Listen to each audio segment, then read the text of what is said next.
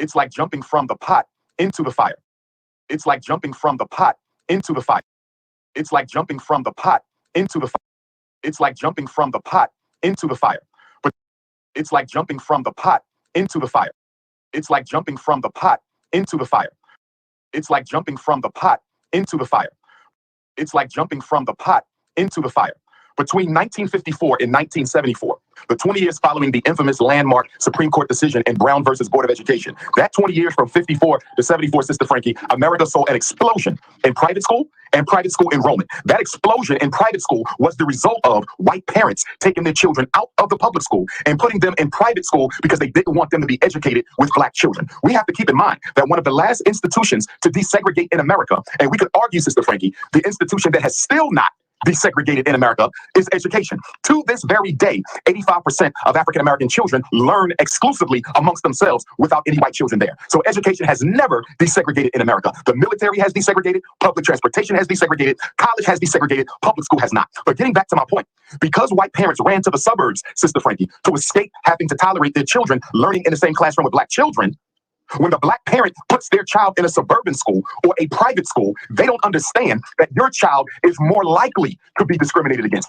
They're more likely to be referred for special ed, more likely to be referred for psychiatric medication because you're not supposed to be able to afford private school tuition or suburban public school mortgages. In other words, how did you even get out here? How can you afford to even live in this community? So that type of microaggression on the part of white folk will trigger a much harsher treatment in the suburb than what your child might have experienced in public school. Yeah, let me say again.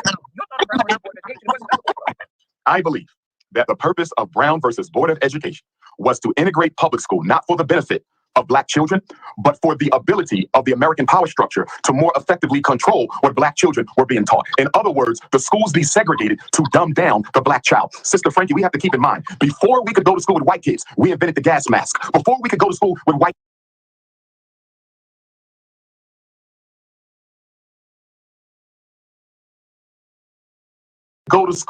kids, we invented the gas mask.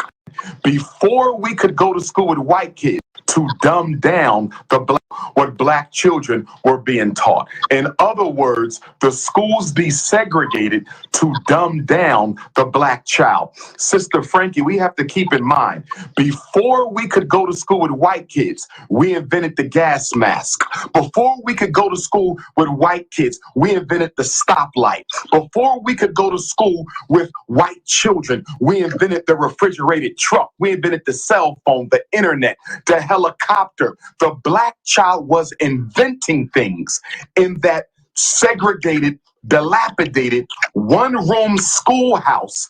Sister Frankie, we have to keep in mind, before we could go to school with white kids, we invented the gas mask.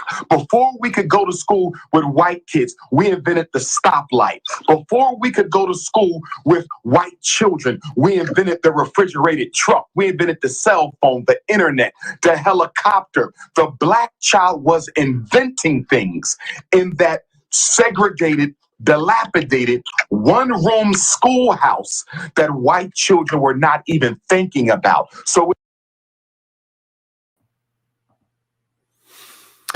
hey guys, welcome back to Thema Centos.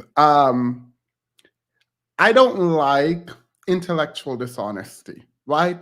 If we are actually talking about the civil rights movement and who was pro or against it, a lot of the rhetoric coming from Dr. Umar in the past seemed to be, I'm not going to say opposed to the civil rights movement, but opposed to integration specifically. Now, while we can delineate integration and the civil rights movement generally, I think we all know that the big sort of cornerstone of the civil rights movement was, in fact, integration. Like, I feel like there is like an unwillingness to admit the truth about your position. Dr. Umar, and I followed him for a very long time, so I know this, has made claims about how much better we were pre-integration, right? Post-integration, he says the black men and the black children's ability to come up with ideas diminish, and that integration actually dumbed down the black boys and girls, and that being a part of a system that teaches us whiteness as opposed to being loving our blackness was detrimental to the black community. This is not an argument of whether he is right or wrong.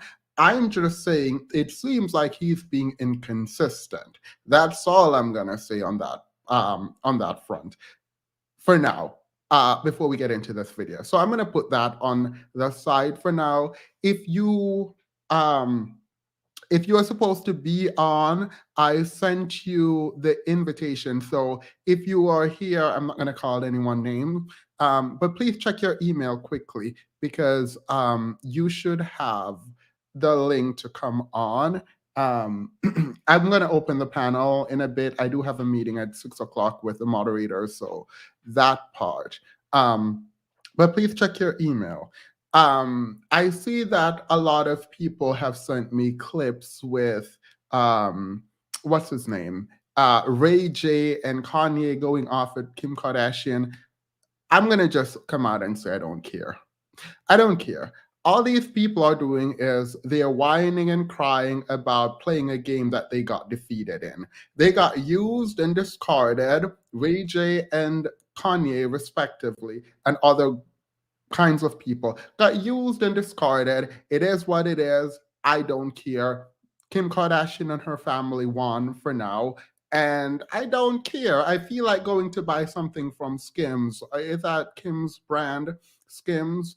I don't know the name. But I feel like going to buy something from there if they weren't culturally appropriating because of how everyone is out here whining and crying. I don't care. Y'all made an agreement to do a video and she would push it out. Don't care. You got used, and it is what it is. Ray J, no one cares. You has been. Sorry. I'm going to end it there.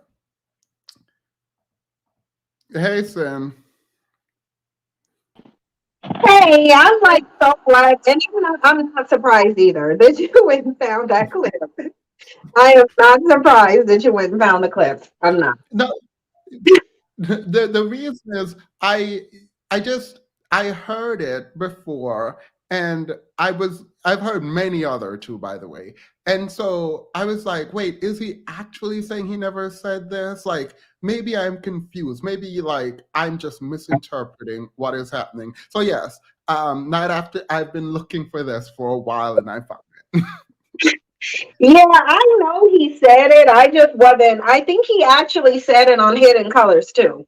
Yeah. On all of the Hidden Colors series that he was on, I'm pretty sure he said it on there too. The piece about integration, which was what I was talking about, but Umar Johnson knew he was up there lying. He knew he was up there lying because he's trying to be the new Kevin Samuels. That's why he's come out with all of these dating advice videos. I think he wants to take Kevin Samuels' position now that he's gone. I mean, the dating advice are coming out fast and furiously. So, true. But so I got a ton of messages in my DMs. There were a ton of comments below that last video I did and emails. A lot of men said they had problems with what I said and my position.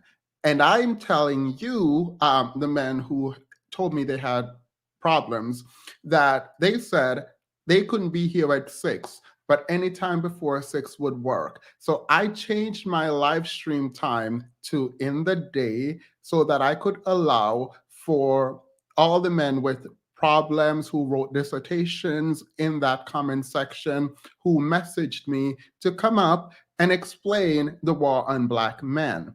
Because I even went back to one of my old sociologist professors who reached out to me and said, Themis, I cannot believe this is your take. And we were talking, and this person, wait, let's get into some foolishness together. So the first thing was that there is a hyper-masculine push. The war on Black men shows up in the fact that we are forced to be hyper-masculine. Now, I've always had a problem with that because I thought the argument was we're being feminized, right? And I think Yeah, that, I thought that was the argument too. Like, I'm surprised that that's been said because they've been saying that there was an attack on their masculinity. yeah. And so, Sorry, I'm trying to shoot some collagen gummies. That's why my I'm taking a vitamin. no, Just no, like you're fine. So I'm not gonna go into all of it, but there are two kinds of literature. On one hand, there is a literature that says there is a war on black man through this forced hypermasculine image that the media put forward and forced black men to conform to, right? And then there is another set of literature that says there is an attempt to feminize black men. To be fair, the work coming towards us saying there is a feminizing of the black man is not real literature. I shouldn't say it like this because I do think video essays and all of that are good information, but it doesn't. The weight behind that one isn't really there. It seems to come from people who want to adhere to a very specific performance of masculinity. I don't care. I don't care about the masculinity at all, actually. But if that is part of the war on black man, I am confused as to who is perpetuating it. Because in my experience, people attack me for not being masculine enough, right? And that I am part of the feminizing of black men, right? So there is that. But on the other hand, there's literature saying that the hyper masculinization of black men breeds into stereotypes about criminality. That makes sense. Like, I don't understand how that doesn't. Yes, part of the performance of masculinity in the aggression kind of realm is going to come with ideas around sexual performance, which a lot of men take as good and are okay with being fetishized in that way. But along with that comes criminality, and that you are more likely to be aggressive because you can play football, you can play basketball, and you also are criminals. That's what happens. but Sorry. doesn't black men perpetuate that war themselves when they sit up and talk about how other men remove them from their home, how they're not able to build because of other men. And then when they get into the comparison between themselves and women, despite the fact that nobody is comparing men to women except for them. So I feel like that's how black men attack their own masculinity when they engage in those behaviors and narratives. Yeah, yes. So there was this is not funny, but there was a journal entry that came out about the myth of the impotent black man. And this, a lot of feminists, black feminists, engage in this kind of writing where they are trying to dispel notion about black men being impotent in that they were castrated in some ways and removed from manhood. I'm only going on the first, well, it's the second page, but it's the most important page. And I think the writing here is weird for a very specific reason. I'll explain it. I'm going to read it, and then I'll explain why I have an issue with it. Because we're going to get back into the foxhole discussion, because I do think there is a larger academic framework for which we can talk about whether or not there is a war on black men.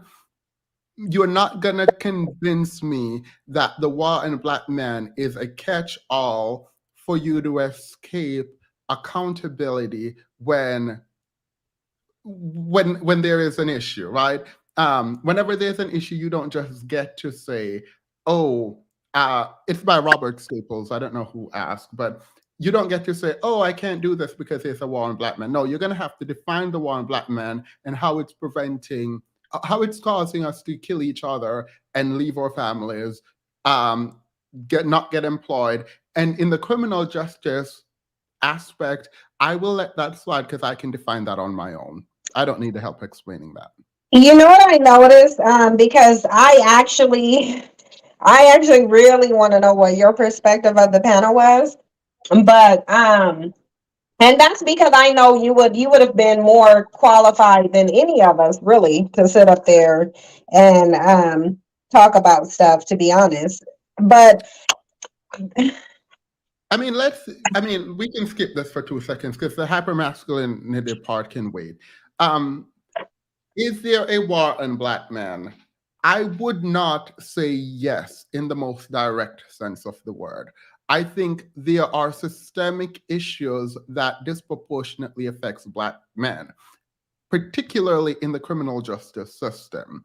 That part I recognize, but what does that mean ultimately? It means that, in my mind, black men are being held more accountable than any other group of men, right?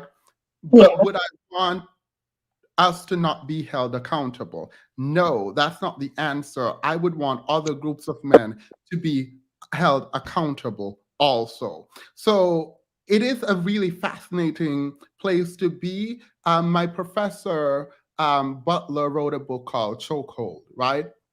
And I went to his office hours. He and Michelle Alexander's book were produced by the same publishing house, and they were friends, and they weren't supposed to publish at the same time, but they did. Anywho, the question I wanted to figure out is, if we had a policing in white neighborhoods as much as there is policing in black neighborhoods, would we have the same kind of outcome in terms of criminality?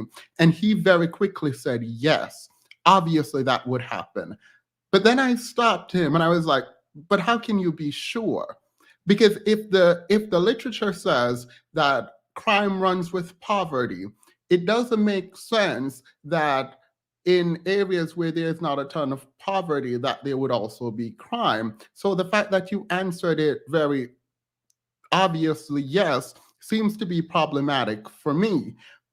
But then he talked about poor white neighborhoods and how they are allowed to run amok within themselves, and black neighborhoods are being patrolled and censored and watched and stopped and frisked. And I can concede that in the criminal justice system and the ways in which the criminal justice system plays out for black people, there is a disproportionate resulting in criminality and prosecution of black people.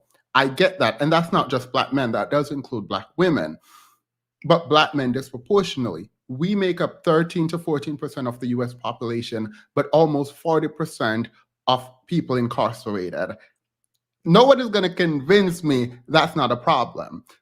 So we can attack the system from that perspective, but I don't see how that explains other things in our community. Like, we can talk about how unfair it is that for the same crime, black men or black women get more time than their white, Asian, or Hispanic, which is not a race, counterparts. We can do that. And I think that's fair. I mean, I'm not going to deny that because I'm a person who cares about research.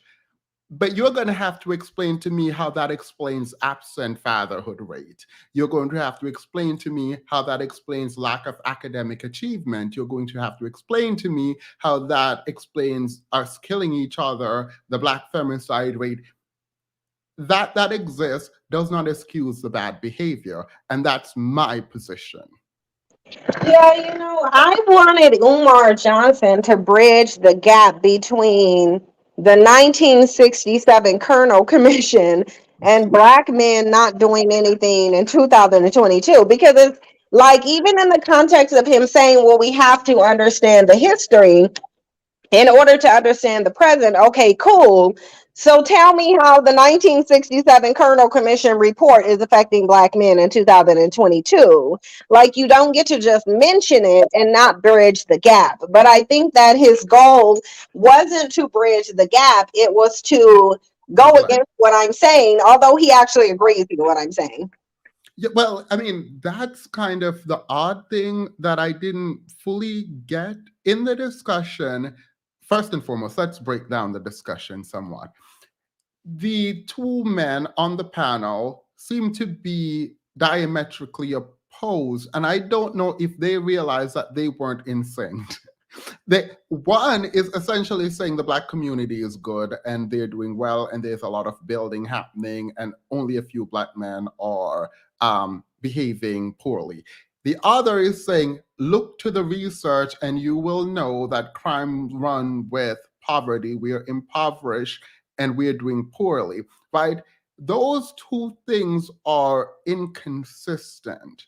And I don't know that they know that they're being inconsistent. You cannot say only a few people are oppressed, or not even oppressed, but only a few people aren't doing what they need to do.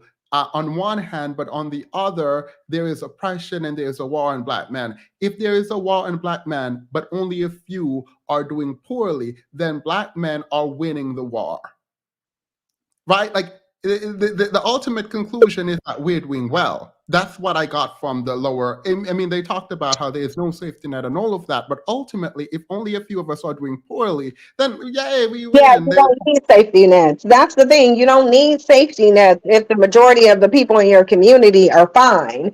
But it's like there was so many like contradictions that just really irked me. But it's like I can't handle Fox Soul's panel the way I would handle my panel. But if I'm on there again, I am going to make a few conditions because I don't like the fact that this is, let's just be real, even though this is the Black sector of Fox, it is still Fox. It is Yeah. still a news network. But yet, men are being allowed to go on there in a professional environment and just say anything, and it's not being checked. Yeah. And I don't like the fact that there isn't I think I don't know how much resources given to Fox Soul specifically, but there should be fact checkers. Like there should be people involved who are making sure the research is solid, or who can come in and say, "We heard you, but this is not true, or it's not accurate, or it doesn't go to that extent." I think the fact of, like, if on your channel you can do it, on this channel I can do it, because we don't have an entire team of people to verify information. I don't think we should let bad information slide. Like Yeah, no, that we are I put, don't yeah. I don't either. And it annoyed me the last time I was on there is because, okay, so I don't know if they're doing it just to make Black people look a certain way, where it makes Black people look ignorant because they're spouting out statistics. Like, even with Tammy Mack mentioning that CDC stat, why wouldn't the network have her go research that study and actually read it before she talks about it? Because even if the host is giving out false information, then it's no wonder why the people on there, it's like, so she couldn't just read the conclusion to see that it's not generalizable, and that the pool of people that they determined the study based off of was less than 4,000. Yeah, not, She I couldn't mean, to understand that it said that these men are only better fathers when they choose to be in to be, their lives. you're going to be mad at this as someone who cares about research, and I shouldn't say it, but I'm going to do it anyway. Um, I will give her grace in that I think for a lot of people, a sort of brief headline look at research makes them believe that they fully understand what the research is about. So I do actually believe that a lot of people will just like look at the headline, which literally said Black men prove to be the most involved father. Such a headline, if you don't read what it said, it's like Kylie Jenner is a billionaire. If you didn't read the Forbes article, you wouldn't recognize that it's a projection, and it requires that she sustain her popularity over a certain period of time, right? That she wasn't, in fact, a billionaire if you only look at the headline. And I think a lot of us look at headlines and we're like, oh, Black men are the most involved father. And they kind of tout that. The fact that it was self-reported is actually the main part of it, because there was an article that came out about um, certain fathers who refuse to acknowledge how well they are doing because they feel like they can do more, right? And that they're not there enough, white fathers, right? And then black fathers were overstating their involvement, i.e., I pay my child support, therefore I am a good father, right? And so we're starting from different, and by the way, this is not generalizable in insofar as maybe there are some black men who are like, I'm not doing enough, right? So it's not like I'm saying all black men do this and all white men do this, because we know that's not true. But I think we are starting from a different baseline of involvement and who goes to work versus who stays home and who thinks that what they're doing is already enough. And I think that's important. I mean, self reported and the standards were too loosely defined. Like, I mean, if you read that, if you read the study, you know you should not be using it meaningfully. So let me ask you something, Venus. Why do you think it is that when men are on the panel and they're in the face of a question about what they've done, they automatically want to say, well, she's bitter and she hates black men for saying it? Like, I think if black men think they've accomplished so much, you would think that when they're asked, they would take it out of a situation of pride. They will welcome somebody asking what they've done so that they can run off that laundry list of we've done this, that, and the third. But instead, they'll say that they've done a lot, but then they'll get so triggered and so emotional when you ask, well, what have you done? If there's a war against you, what have you done to fight back? I mean, it's a logical fallacy. It's called fallacy called red herring. um, and so it's interesting because it shouldn't work on someone who is an intellectual, right? And this is where you stepped in and say, don't pathologize me. It doesn't matter. Can you answer the question? That was not your role. The host should have done that. The host should have stopped it and say, okay, that's fine. But what are they doing? Right? So if there is an answer to the question, answer the question. You don't get to deflect and then come to me. Because the reality is, even if you are bitter, even if you are all those things, the question still remains. So are you going to answer it? Is it invalid because of my position? No. Go ahead and answer the question. Right. I would have wished she would have done that too, because I think that, you have people not even recognizing how debates are tallied for a win. But I Yeah. think because we're in this space where so many people get to just say stuff and it go unchallenged, they're basing who they think would have won a debate, which what people don't understand is that wasn't a debate. That was a panel discussion. I don't even know if Foxo host debates on their channel, but that was actually a panel discussion. But it's like people think that they can base who win or lose a debate by who they agree with, and it's not. And it's like no, base debates winners of debates are determined by who gave the most information to support their stance. And it's like Yes. you're going to, if to support your stance of what did black men do, you start talking about, oh, she's emotional, she hates black men, and she sounds bitter, then you automatically lose. And this Because is about my because you're not mindset. Yeah, because you're not answering and you're not providing support. So a debate, how you would get, I agree, how you get points is to provide support for your argument and also attack the other person's argument. Not attack the other person, attack the other person's argument. There was only one point in that entire discussion, if I would turn it into a debate, that I would give Dr. Umar points.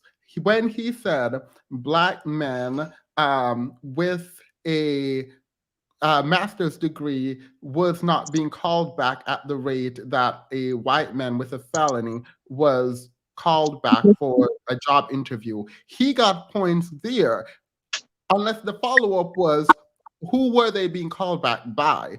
Who are supposed to be operating these business? Are you also asking for employment from the white power structure that you say is waging a war on black men? Such a response would demolish whatever that was. But in that case, he got 1 point, and there were 20 to give away. And you and Hope, if I were the person judging the debate, it wasn't. I can tell you it wasn't. I no, Dr. Umar didn't win that. No, it was a lot of deflecting, and the other guy just didn't help at all. Literally none of us denied that systemic oppression exists. Like, so to be honest, I don't even, I think he would have got a point for that if the argument would have been there is no systemic Yeah, oppression.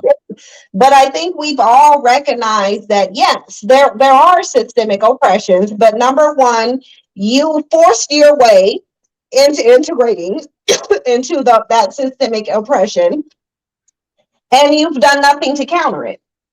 yeah, yeah. And Dr. Umar, I dismiss generally because if you're going to sit there and have the other guy lie and not check them, I'm not about to. No.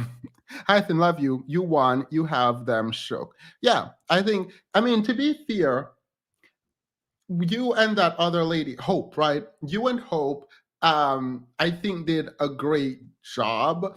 And I don't know how anyone can walk away from that. Maybe it's how Dr. Umar talks.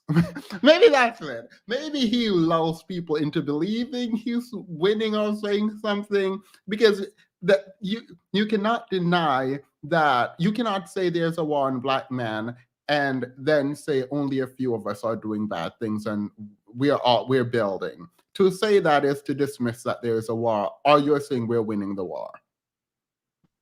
Yeah, and I also noticed how they completely skipped over the black femicide point. I noticed how they just didn't even touch that one. Because even after I said, well, how is white supremacy making black men kill other black men and, kill black women every 5.5 hours, they went to, oh, well, black on black crime, which they were actually referring to black men killing each other, is a product of white supremacy, but didn't even really explain how it's a Yeah. product of white supremacy. And Um, then no, that's the link that I'm always perplexed when we talk about it, because like I can appreciate white supremacy being a factor in life and systemic racism being a factor. Now tie that to how people behave, because you cannot take away agency in this way and blame it just on the system. Like you can't do that. There has to be some level of accountability. People are dying. Like I don't understand. I was going to do my podcast on it and didn't. I think you should do it. Yeah, I think you should do it too. But I think that as black people, because it's not just black men that, because I was on Facebook and I was reading some stuff on Facebook too, because black men are crying all over social media. They're really crying. And it's weird because it's like y'all have to have heard that y'all are the greatest contributors, non-white contributors to white supremacy. They have to have heard that be said before. And I know because I've read more than one book that I've said the same thing, that black men have proven to be the greatest non-white contributors to white supremacy. But Yeah. unless they don't read books, then, and I'm not even saying they have to read the same books that I've read, but that's been said before. And now they're running around acting like they're clueless, like they don't know that the males who are literally in two generations creating white people would clearly be the greatest contributors. Even if we just looked at that one piece, now we can go to the upliftment of white skin, putting white women on a pedestal, talking, separating black women and team light skin and dark skin, and essentially being their own white supremacist group. But at the end of the day, they act like they ain't never heard that before, so they're out crying all over the place. And it's not just black men, it's black women too, not understanding that if these men are going to provide a valid reason as to why they have failed to do anything for their community, then you have to bridge the gap between the past and how it's affecting you in 2022. Yeah. 24 to 24/7 on focus. Please let me know if you're willing to come up. If you're not, you will be blocked. You said Black femicide doesn't exist. You let me know if you're willing to come up. Just put a yes or no. Yes, that you're willing to come up, and no means you're not. You will be blocked if you put no, just FYI. Black femicide, not a thing. Because no, you're gonna have to come explain this to me.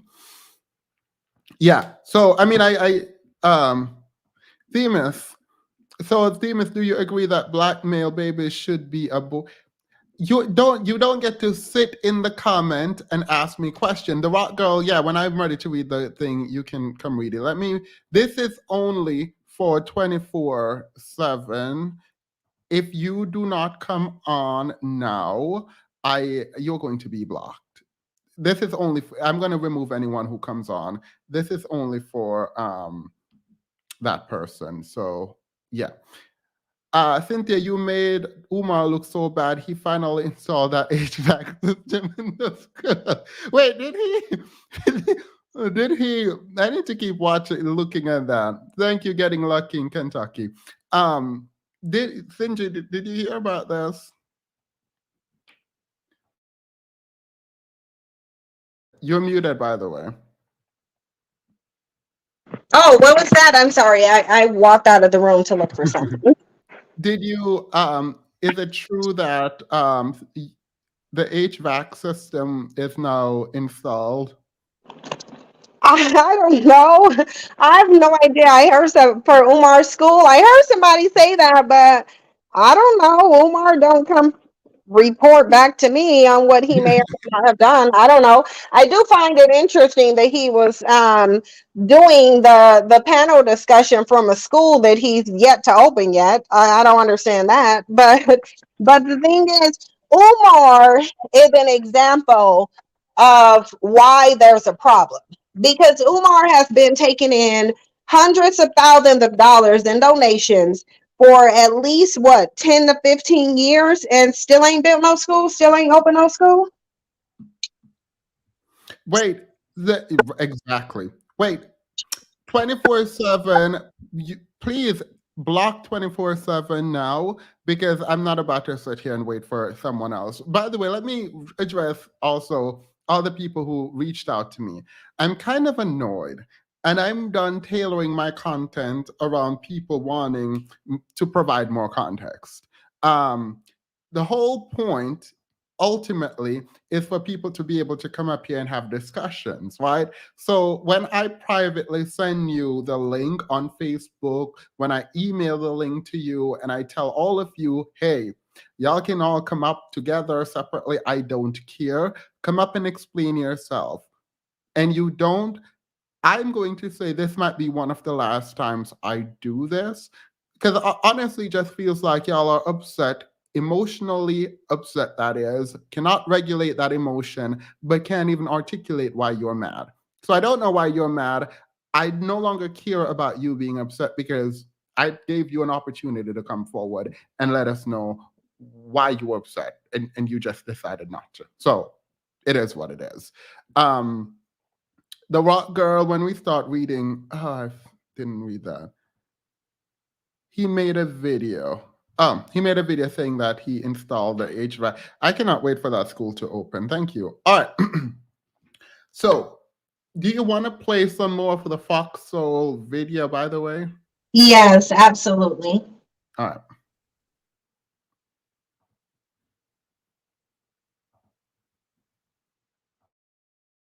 It's about different men. It's not adding up here. Dr. Umar, help me make the math. Well, there's a couple things. Number one, we have to make sure that we conduct a systems analysis and an institutional assessment. Communities are made up of institutions or the lack thereof. Communities are governed by systems or the lack thereof.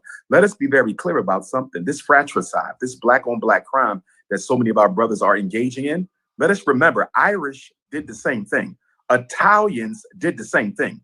European Jews did the same thing. And in the 1930s and 1940s, the United States government decided to upgrade them to white status, and in so doing, gave the Italians control of the fire departments in the Black community, gave the Irish control of the police departments in the Black community, and gave the European Jewish immigrants control of the civil service municipal jobs that they still control in many city centers today. The point that I'm making, Tammy, is that America gave Southern European immigrants an economic stimulus package. Before they gave that economic stimulus package to Jews, Irish, and Italians, they were doing the exact same thing Black men are doing today, selling drugs, breaking the law, running in gangs, killing one another. But the government intervened and aided them. The reason Black male pathology is still going on 30, 40, 50 years later is there has been no resolution. So instead of actually disputing this, it is quite interesting to me that he acknowledged it's still going on while allowing the other guy to say it's not. Like, I just don't understand how they don't see this being inconsistent. Like, if that was your teammate, you both would have lost it. In a debate, just FYI, in a debate, if you are pointing to research indicating that other populations, while they are in poverty, show the same kind of behaviors that Black people are showing, we can say, okay, I cannot fight against that. I won't push back because you are saying the government needs to step in and help Black people, as they've done for other groups of people. That is ultimately your argument.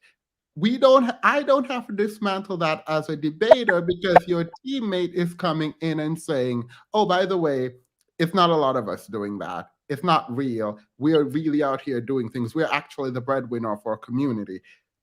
That is inconsistent. So that team needs to come together, figure it out, and come back. Are we subjugated, dominated, and disproportionately disenfranchised so we have no power, or are we doing well? We don't have both. We can't have both. Well, why the biggest flaw that I find is the expectation that the government that you're accusing of going to war with you provides you with resources and safety nets. Because if they're going to war with you, then they shouldn't be providing those things to you. And then when it's asked, why didn't you provide those resources to the criminals in your community, like essentially white men did? Because essentially their argument is that there were different groups of white people acting out, and in order to curb the crime, white men decided to help their fellow white males out. So then it will be incumbent on Black men to explain why they're not doing the same thing for their people. See, because they can say the Irish were graduated to white. No, the white Irish and the white Italians were said to be white. The ones who still have that Moorish blood in them are not considered white. They gave the white ones white privilege. It's just like what they're doing with the Hispanics now. The Black Hispanics don't get to qualify as white. White Hispanics do. But the question is, okay, so Black men, why are you not doing the same thing for your people? Because you certainly have the money. And we know that because Dewan, when asked why didn't Black men create any resources and safety nets, he then started saying, well, there is. Yeah. If you have an evaluation of problemication, I can't with y'all. Let's continue. I think look, I'm going to go out on a limb and say they were on the same team, and so they should have checked each other. And so to that extent, that's the problem because none of them checked each other. So I'm going to assume they were on the same team. I do take your point, though, Sin, right now regarding whiteness. If you cannot complain that white men give other white men things. I'm sorry. Your argument can't be white men gave other white men things and they should give Black men things too. Demas, do you have a problem with me addressing my sin in your chat room? Nothing prevents her from responding, and I'm not being disrespectful. Something does prevent me from responding. The fact that you're in the chat box addressing me when you have the opportunity to come on the panel to do it, that's going to stop me from responding. I'm not going to respond to you in the chat box. If you come up here, then yeah, I'll respond to you. All right. Sports actually, let me know if you want to come up. Umar said the black men are gonna act up till they get their white status. Let's get them all suits from the standard. um, Someone said, Themis, I told him to email her. Yeah, you can email her. She was live today and she actually called for people to come talk to her who disagree. If you come up here, hopefully your disagreement is about the Voxel segment because that's kind of what we're talking about right now. I'm going to drop the link for you to come up and you can come up and explain your problem with the Fox. So, like, I'm not about to sit here and have an argument about abortion. I'm not doing it. So, if that's what you're going to do, we're going to have that with Prince Petty and Finji probably next weekend. But I'm not about to sit here and have that conversation right now because that's derailing. So, let me drop this link for you and you alone so you can come up. Umar said the black. Uh, Well, and he needs to, if he can ask me about abortion if he wants to after he explains why Umar Johnson was talking about literally killing 10% of black boys. And I actually have that. I actually have that clip. I played it during my live stream.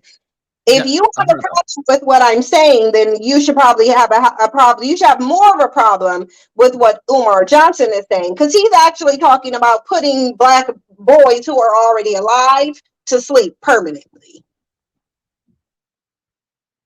Mm. There have been no solutions and there have been no governmental intervention. No, let me stop. This I actually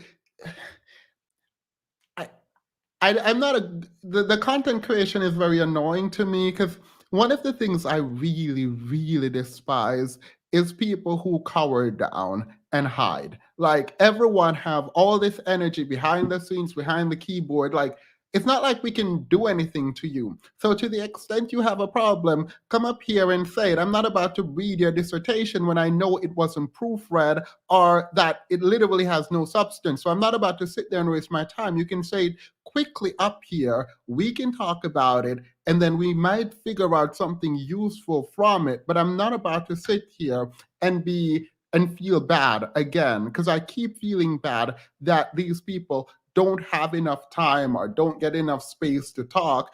And when I open up the panel, no one comes, and then I get a ton of emails saying this or saying that. Like, stop.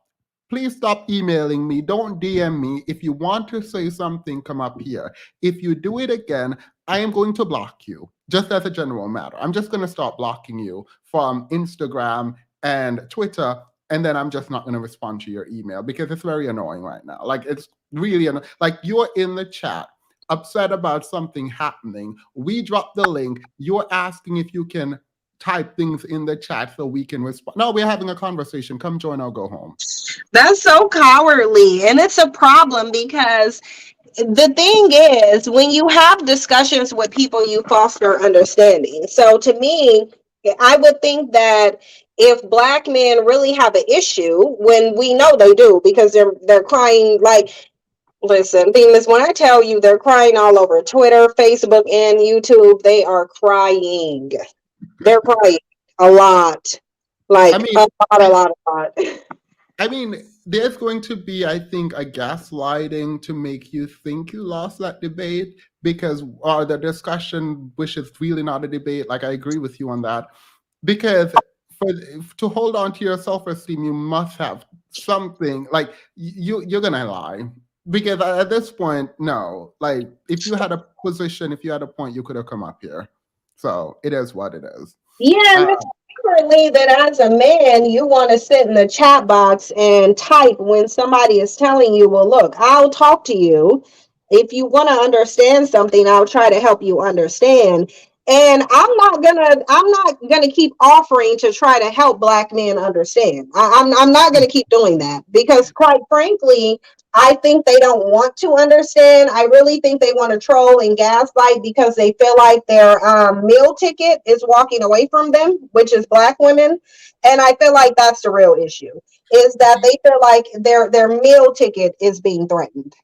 the problem I'm having is as much as I want to say that, and I've said that I'm not going to do this, I'm not going to do this, it's very difficult when I'm like, maybe there is someone out there with a different perspective that is going to help me understand something that I'm missing. And I'm very much, I don't care if anyone believes this, but I'm very much open to this, right? And so, like, I keep wanting that moment where I'm like, aha, oh, that's what I missed. Got it. Now I can reframe and figure this thing out more. But no one is coming, and people are just mad, and it's very annoying. In fact, my pro-black friend, um, after we spoke extensively about my channel, and I sent him all the research, and I don't remember, I think I sent you this research, Sin, talking about the black men being the cause for the downward push of the sort of economic income and Oh the yeah, I'm about to use that real soon. You're gonna see why I'm gonna use it real soon. and so after I sent that to them and we discussed it for 4 hours, he's now like, got it. Like he's like, got it. My bad. Like he gets it now. So if you have a different research, if you have a different outlook, please bring it forward. That's all I'm going to say. Let's continue watching. I think we've given this person too much time and they're not coming up. So, Right. Intervention. With that being said, I'm not waiting on the government to solve the problems of Black men. right there. So, if you're not waiting on the government to solve the issues of Black men, then there is a way for us to do it without the government. We just haven't done it. So you point out this. Oh, it's so annoying. Like I hate people who are supposed to be rhetorician. Like I hate people who are supposed to be careful in words and very good in speaking. Do one thing and in the same breath disavow that thing. You cannot point to the research as the end all be all regarding our behavior, and then also point out that we have the capacity to build and improve on our own without the help of the government. You built that all up and then you destroyed it, but with the fact that we are not waiting on the government, we're going to do it ourselves. So we can do it ourselves, or can't we do it ourselves? The people you pointed out that got help from the government, did you point it out to say we are better than them because we're going to do it ourselves? Or did you point it out to say, oh, wait, that's why we are where we are, and that's why we can't move on without the government's help? Because if we could do it without the government, why did it take so long? Sorry, go ahead. Right. And my thing is, where is the point of contention then? Because with that one statement there, then Umar is essentially agreeing with me with that one statement. Yes, the white supremacy does have an impact, the system does have an impact, but if you have the ability to elevate yourself, then that's what you should do. So I just don't understand, where is Umar's disagreement with what I'm saying? Yeah, but actually, I'm going to play this back for people because a little bit. Let me do this again.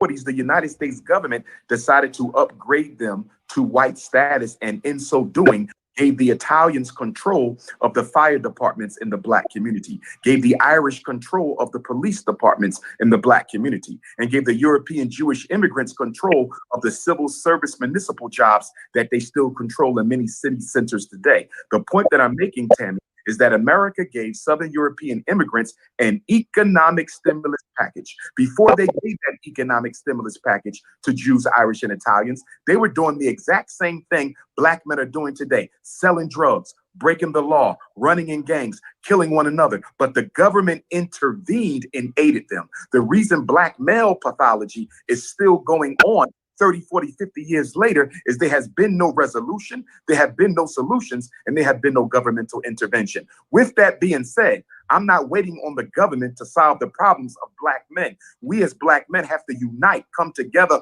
organize, and solve our own problems. Just because we can admit. So when are we going to do that? Because if we can do that, like you have to fundamentally believe we can't do that to keep pointing to the white and black man as the reason we are where we are. You cannot both believe that we have the power to uplift ourselves and also that the reason we are doing poorly is because of the system, right? Because sure, it is the system where we are doing poorly. Let's concede that point. But we can uplift ourselves. We can come together and be better. And that's what you're attempting to do. Why haven't we done that?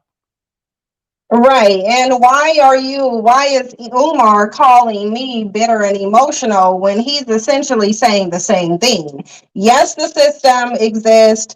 But then, even within that whole thing, he's contradicting himself because he says that a solution hasn't been brought and the government haven't given assistance. But then he turns around and says that we shouldn't wait for the government to help us. We should do it ourselves. So why do you keep mentioning this government assistance and the lack thereof if you plan to do it yourself, especially knowing the government is not about to assist you in competing for resources?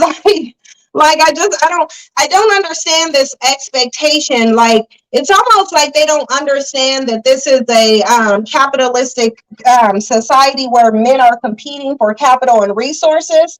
So therefore, if you understand that, then you wouldn't expect the people who are competing against you to give you an advantage and essentially help you to compete against them. No, do it without the government assistance because the government is not going to assist you. They're not. Yeah, or from a sort of linguistic approach to this, pick one. We need the government, so we can't do better. So there's no getting better until we get government aid. Or we can do better if we come together, regardless of the government. You can't have it both ways. Like it seems like a building, a compounding. So this is what it is.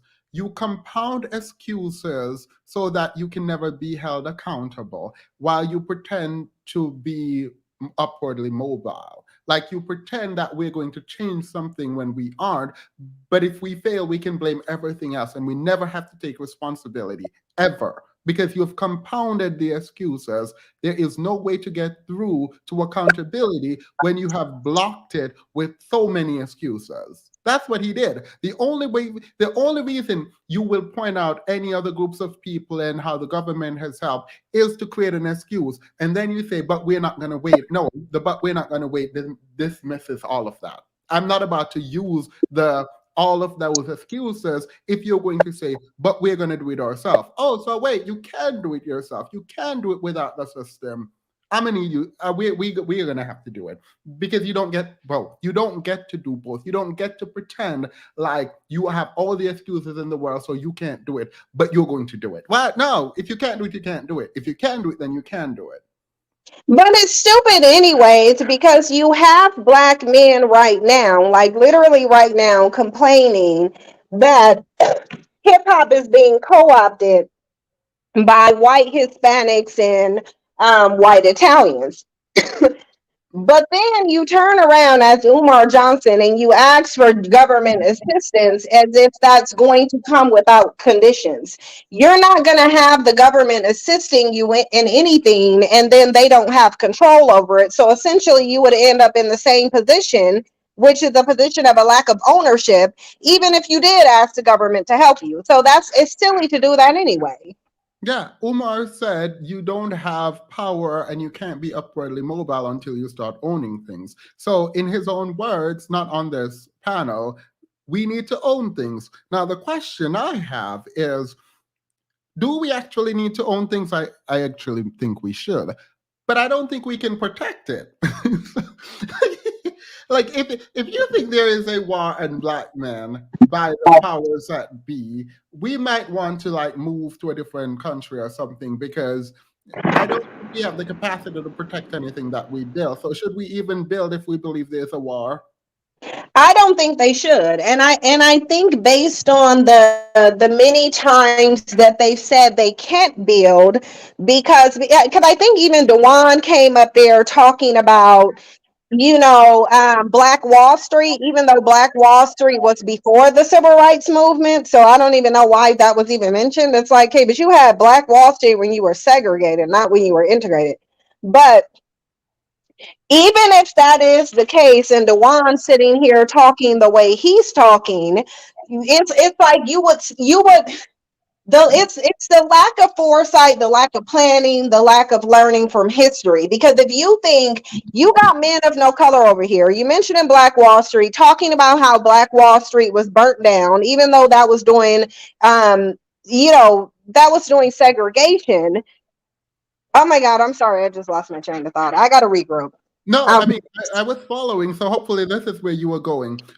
If we're looking at Black Wall Street and all the communities that existed pre the civil rights movement, you're pointing out how well we were doing when we were separate, but you're also pointing out how the white power structure came in and destroyed. The question ultimately, from my perspective, is if this is all true, which most of it is, then we don't know how to protect that which we have built. If we don't know how to protect that which we have built, should we be building? Right, because that's what I was going. Is putting the cart before the horse. Yeah, Because you couldn't sit up here without getting your protection up. If you're going to say on a panel that, yeah, well, every time we build something, they destroy it, and you're referencing something prior to you even being integrated, which during integration, Black men actually gave up their businesses so that they could be integrated. But we're not going to get on the fact that they gave up their financial autonomy. But even if that was the case, even if it was, why would you not be learning from the past and building up a means by which you can protect what you build before giving the excuse that we can't build? Because yeah, we already know what happened in the past. You're not learning though. It's a yeah. lack of foresight. And I think too, a part of it is there's not a wanting of accepting that we can protect what we've built, so we shouldn't build, because then that will explain our complacency. So they're not going to say that outwardly, because then, I mean, Black women will then have to realize, well, we're not building anything because we can't protect it. So now you make your decision based on the fact that there's not going to be any building because we can't protect it. Um, Louisette says, I have an argument for the Dusties and Pygmies. All right, so I use the word Dusty, so I let it slide. We can all use Dusty. Sorry. I don't like Pygmy, but whatever. Sin, you and Tarot spoke about esoterics. There's rituals going on in the back, roots, blood, psychological ETs. KKK is in their white hoods was spiritual burning cross planet. I Yeah, don't that sounds kind of far fetched. like I don't fully understand this. I think you gave too much money to say this. So if one of the moderators can drop the link and I'll give you like a minute if you come on to sort of explain what this is. I don't know what this means. I think she's trying to say that there's spiritual manipulation that's causing Black men to not be able to build, but I don't know. She would have to come say herself. That's the only thing I can take of it, that she thinks that they're doing magic that prevents Black men from doing stuff. And even if that is the case, you wouldn't be able to present that as an argument unless you were able to prove it. Yeah, I don't mind hearing it. I think you just, I don't want to say that was a waste because like, I don't fully understand what you're saying, but I think what Sinji just said is what you're saying. So you can confirm that that's what you meant. What does protection look to you? What does protection look like to you, Themis? Um, I don't think that we have the kind of intentional war being waged on Black men as it's being explained. So I don't think we need that kind of protection in contemporary America. I think it's an excuse.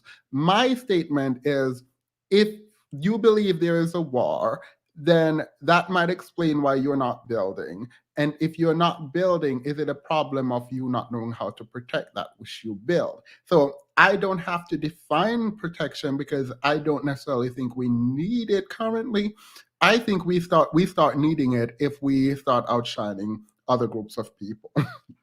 That's when I think we might need Oh, it. I'll say this. I know from coaching and behavior change and psychology, that the language that black men are engaging in is a language that says that they don't want to do something, not that they feel like there are barriers in place. Because if a person wants to change something, they're going to figure out how to get around the obstacles and the barriers if they really want to. And if they don't, that what they will do is they will use those barriers as a crutch and to say that this is preventing me from doing something because they don't want to do it. I.e., black men engage in defeated language rather than can do language. And that's what I learned. If a person really wants to change, you won't have to do much coaching to change. You can pose as an accountability partner and support, but if a person wants to change, they will lay out their plan for you. If you ask them, how are you going to do this? They will lay out a full plan for you. So the fact that black men are only talking about why they can't do something tells me they don't want to do it. Yeah.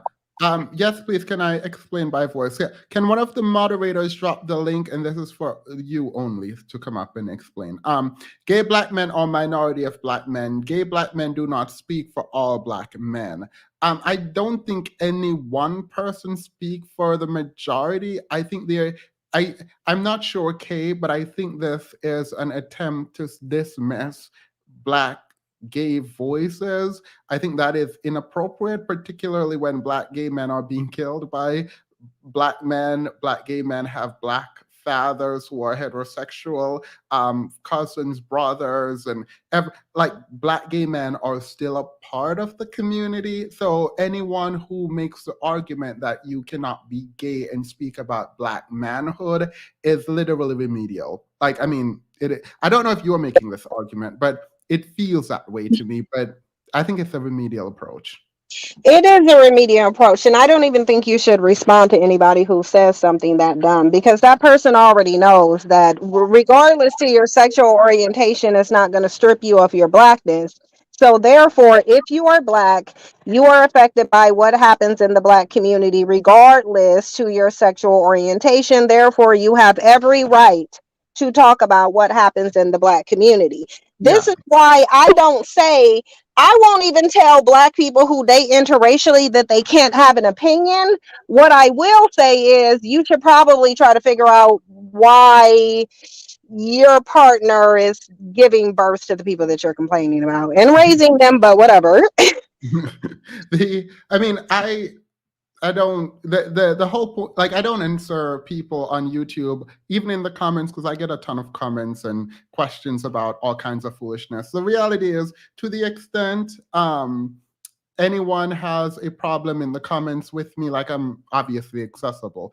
But I think that the conversations I am having, I think, are high level. In my mind, they might not be to other people, and that's fine. I don't lower my frequency for anyone. So, I mean, if you're in the comments and you're coming up, that's fine. But I'm not about to lower I'm not going to sit here and justify why I should talk specifically. Girl, ain't nobody got time for that. All right, let's continue. Can someone drop the link? I don't know if the moderators are. Here you go. Let me do it. There you go. You can come up and talk, and I will. Let's continue watching. Admit that the government introduced pathology into the black community, we can still take full responsibility for ending it ourselves. Hope, I see you nodding. Look, you can't just say we can take accountability for ending it ourselves, because then you're putting the blame on you to end it. So there is no argument about like the other group. Sorry, I'm repeating myself, but this seems odd to me that one would make that claim and then contradict it right away. Just right away. Because I think it's a faux accountability, right? Like it's a way to pretend like you're about to take accountability for the group by saying, yeah, but we should do it ourselves. Yeah, yes, we should do it ourselves. That is the point. But he's not even taking accountability, because if he can say that, well, if he can admit that there were any black people selling their people into white supremacy and enslavement, then you don't get to then turn around and say that white supremacy introduced the pathology. No, They exploited the pathology. You already had the pathology if you were selling your people for tobacco and alcohol. Yeah, yeah. Gays have no justification. I don't know what that means. Yo, I think These people are really irking me. And I'm going to tell you why they're irking me, because I don't like bullies, and they're starting to make me think that they're trying to bully you. And I don't like bullies. I really don't. I can't stand bullies. I can't stand them. And it's really grinding my gears. Like, the only reason why I'm not drilling them is because this is your channel, but I don't like the energy of it anyway.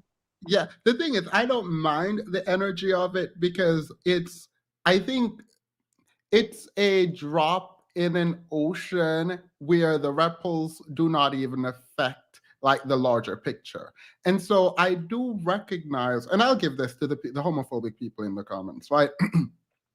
I do recognize that there is a discomfort with someone who might be not having to act in the hypermasculine way, right? Like I get that, because if you have been forced, like if you grew up in a certain area where your reality required that you performed masculinity in a physical sense, right? Not the intellectual sense where you go to school and learn and all of that, but in a physical sense, I recognize how disconcerting it can be to see someone who you think is antithetical to masculinity in the way that you have perceived it to gain any kind of acknowledgement, right? Like women, based on your perception, shouldn't even be over here, right? And the men who are talking right now. So I get it. I sympathize. I have empathy for this man in my comments right now, trying to drag. I don't feel dragged. I think it's empathy. I am empathetic to the plight of people who had to perform masculinity in that way. In short, I never have to. I never cared. All I cared about was being a good person, not the performance of masculinity in any way. So, I mean, I get it. I don't care. I honestly really don't care. Like, I put the comments up, and I react to them because I want that person to feel heard. You are heard. It's fine. Now you can deal with your internalized homosexuality. I want that person to be I want that person. Hold on. I want that person to feel drilled and demeaned, because I can really feel the energy of what they're trying to do, and I just don't like it. And I think it's very cowardly that the person who's doing it, you can sit up and type your dusty fingers and bump your gums in the chat box, but you won't take the link and come up here. What I dislike more than a bully is a coward. I don't like cowardly bullies, because if you got something to say, come say it to somebody's face. And a person in the chat box can say, I'm a bully, but I bet you can't prove that I've ever bullied anybody. I bet you can't point to one person who I started a conflict with, because everybody who's had an issue with me in this space, they've started it with me, and they admitted to starting it with me. So at the end of the day, a person can say I'm a bully, but what? Are you gonna accuse me of bullying black men? Really? um, I how do you pronounce your name? Hi, how are you? Doing well. How do you? Is it Louisa? Yes, it's Louisette. Yes. Oh, Thank you for sorry. Good, having good, good. me. Yeah. I'll give you a minute to sort of explain your position, and then we can, because I feel like I should understand it. Okay, that's fine. I know that a lot of people don't come from a spiritual, esoteric background. So a lot of the things that I'm going to say is going to sound crazy, and that's totally fine. So the thing is, right, is that I'm going to try to explain it as clear and visual as possible. They are attacking black women, because specifically black women like myself, because our features are very wide. We have coily, nine ether, tightly coiled hair. Our features don't look like white people. So with psychology, what they did was they played white people over and over and over and over again in the media. So all we saw coming out of the womb was a European white face. So there's a mathematical equation to faces, as we know from the golden ratio. And Kevin Samuel spoke about this as well. This is the reason why he said that Black women are the most unattractive women of all races because our faces, particularly faces like mine with wide noses, and I have dark skin and coily hair. He said that we're the most unattractive women of all races because our face don't fit the mathematical equation of the golden ratio. The golden ratio was designed off of European faces. And you remember at a point in history, even during the era of Hitler, they were measuring our bone structures, right? And they had the different kinds of men. They had the Caucasoid, they had the Asiatic, they had the Negroid, they had the Australopithecus, I think it's called, Australian. So anyhow, they're attacking Black women, especially me. Now our Yeah, faces, but no, sorry. What I wanted to you to explain was your the super chat. the esoterics, right? Yeah, So the esoterics now matches to what the Dogon tribe was talking about in Africa. Africa had in the Mali tribe, the Malian tribe, they had extraterrestrial information from these beings that came to them. These are the tribes, those African tribes where you see they have scarification on their faces. They're trying to look like the nomos beings that came down. They're called ugly water beings. The Europeans got a hold of this. Like they use that mapping and they used it to like when the Europeans went into, well, they had it for a long time, but when they created the Hubble telescope, they laid out the map of what the Mali tribe, the Dogon tribe had, and they saw that the mathematical equations from what the Malians had about the Dogon, the aliens who came down, it matched the stars of what the Hubble telescope was telling them in the algorithm. And they said, how did the Dogon tribe know about the Sirius A and Sirius B constellation when they didn't even have telescopes?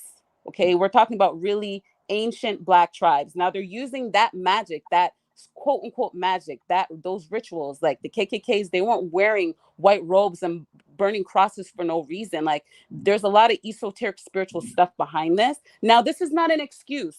Okay, let me clarify this. I This is mean, not an wouldn't it be? excuse. Wait. Wouldn't it be if we believe in the sort of esoteric approach? Wouldn't that be a valid if it's true? Isn't that like a valid excuse? Okay, but it's still not an excuse. And let me tell you why. If you look at hip hop right now, Black men are telling you they're selling their souls. They're telling you this. They have sold themselves. So you see, it goes hand in hand with each other. The magic and the spiritual, the psychological warfare, it goes hand in I hand with mean, people who want to do it. They're doing it.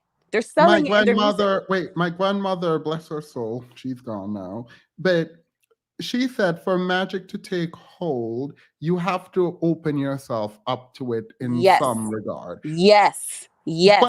But wait. Okay. Is that the approach you're also taking? Because if I'm thinking about this from bird's eye view, where I'm not getting into the intricacies of magic and magic system, it feels like if you're being controlled by magic, then I can't blame you for your actions. So this is the reason why I'm giving you a dual approach. This is the reason why they have a problem with the LGBTQ as well, because the LGBTQ people beings have a dual perspective from male, masculine, and feminine. So I'm going to give you this from a dual approach. Yes, you have to open yourself up to these types of roots. And what I'm saying, even when you look at dance hall, Vibes Cartel, Gimme the Benz Panani, like the things that they're talking about is very low vibrational. What are they speaking in the hip hop? Like, what are they showing us Wait, in wait, hip no, no, hop no, no. music? I want to get because I want to move on, but I want to Okay. get to this quickly. Okay. How do you blame someone if spells are being cast on them to they act are a op- they are opening themselves. When Black men are saying we don't like Black women are ugly, Black women, they have given their souls, they've sold their All right, souls. so you have taken my grandma. You take my grandmother position where it's you who opened yourself up to it first. Yes or no? Just yes or no. Yes, that's the reason why I said I'm not giving any excuses. I know All right. I put in my thing, I Yeah, have an but excuse for the dusties and there the is pickies, still but yeah. some level of excuse, though. Even if you open up yourself to it, the extent to which you're acting is not fully your own. No, because we as humans have willpower. That's how humans were created. We have willpower. We If you have the have willpower and option you to can choose. control what you do, then the magic shouldn't have any impact. If Exactly. the magic, Yeah, go ahead. if it has impact, and it's controlling you, then I wouldn't fully blame you for your action. Right. And that's the reason why I said what I'm about to tell you is not an excuse for No, these but people I'm who want to saying give the it is excuse an of Black excuse. males being victims. Yeah, but saying something isn't an excuse is different than it functioning as an excuse, and it is an excuse to I some wouldn't level. I wouldn't really use it as, okay, fine. If I'm going to use it as an excuse, watch this. During slavery, do you think they tied a Black woman, Black men to two horses and whipped the horses to go in opposite directions to tear that person apart? That's what they were. These were blood rituals during slavery. Do you think they were having sons No, have wait, no, intercourse with their mothers for I no don't reason? This is mind. called I thought spiritual. they did that as a part of buck breaking. That's the reason why I'm saying I'm not using the esoterics as an excuse, and I wouldn't tell people not to. It's like a dual argument. That's what I'm trying to say. It's one way and there's another way. Nothing in the Pause. universe One is just second. one way. It's Wait, balanced. wait. Sports, you are going to be blocked. Just Oh, okay. FYI, Sorry. you are going to be blocked because you keep addressing people in the chat when I told you you can come up. So if you're coming up, come up. If you're not, don't. But you don't get to comment in the chat addressing Sinja. You don't. Not anymore. Because you can come up. Like, you can come up. Go ahead. Me, sorry. I could Yeah. go ahead. Okay. Mhm. So what I'm saying, thank you. What I'm saying is, we weren't there during slavery, but when we look at exactly what Sin had said in multiple videos and things that I've read myself and studies that they have done, psychologists and the whole programming of what is magic, which all magic is perception, how you perceive something, how you see something. But, anyways, the whole thing is from slavery, which happened. They were not just chopping off phalluses, raping women, having their sons sleep with their mothers, thus the word effer. Okay, that's where the mother effer comes from, because they had the sons doing all this stuff to them. Like, these were rituals. Like, there's no coincidence that Ari Spears and Tiffany Haddish, they're all a part of this stuff. This is all ritualistic stuff, and everything is not just like A, B, C, D, E, F, G. Everything is overlapping. It's a web. This is the reason why we have the World Wide Web. So can I ask? So can I Yes, ask you something? If go they're ahead. practicing these esoterics on Mhm. Black people, where do you think they got the knowledge from? Exactly. That's exactly the reason why I said in Mali they had the information, and still to this day there are brotherhoods and sisterhoods, sororities and fraternities of you melanated Black people who have the information. They know it's being used, but they have to work in tandem with So the. wouldn't that still They're be all their working fault together. though? Pardon? I know, but so wouldn't that still be their fault though? Yes, and that's the reason why I said before I'm not using esoterics as an excuse. I said that it's like a balanced argument. Some people will use it as an excuse and be like, oh, yeah, they're using rituals against us. But Black people are using it against each other too, though. That's the reason why Jay-Z signed underneath the Rockefellers. Who are the Rockefellers, though? They're the Wait, yeah, Rothschilds. wait. Okay, I feel okay. I like could go wait. deeper. So wait, no. I'm gonna end it now. I think I get your Okay, point. thank you. No, you're fine. I think I get your point, but I went down a rabbit hole of Illuminati on YouTube, and I Oh, promise you, yes. I spent a Sorry. week down that rabbit hole. Sorry. I'm not about to do it again. My But I apologies. appreciate. I think I understand your point now. Yeah, it goes hand in hand. Like, Yeah. everything you guys are saying is great. Thank you so much for having me. It's wonderful. Keep it up. No, I appreciate that, and I thank you for taking the time out to come up and explain yourself. Thank you. Have a good one. You too. Thank you, Bye. Sin. When you sell your soul for money and the fruits of the world, you will have to contend with the results later. The conundrum of the capitalist world is how not to sell your soul to gain the world. I don't understand the selling your soul. My grandmother is probably protecting me from the afterlife because she used to try to convince me of things, and I just look at her like I don't know what you're talking about. All right, let's continue watching the video. Goddess, hey goddess, that was, I don't remember if I said you should come out. What was it? What was up? Oh, I thought that you guys were saying like about the because I had some questions about how to contextualize this conversation in conjunction with gender identity, not sexual orientation. But some of the discussions that we were having, like in the chat when you're making those points, was about, well, the same goes for gender identity. But so I just wanted to ask you guys some questions, because throughout this entire discourse, we've heard, some conversations that talk about how Black men, just like straight up, not trans anybody, just Black men are wanting to take a more feminine role or are competing with Black women. All right, I'll let you And get a two question. You can ask two questions. okay, so my first question would be towards Cynthia G, if that's okay. Yeah, that's fine. Um, That's fine.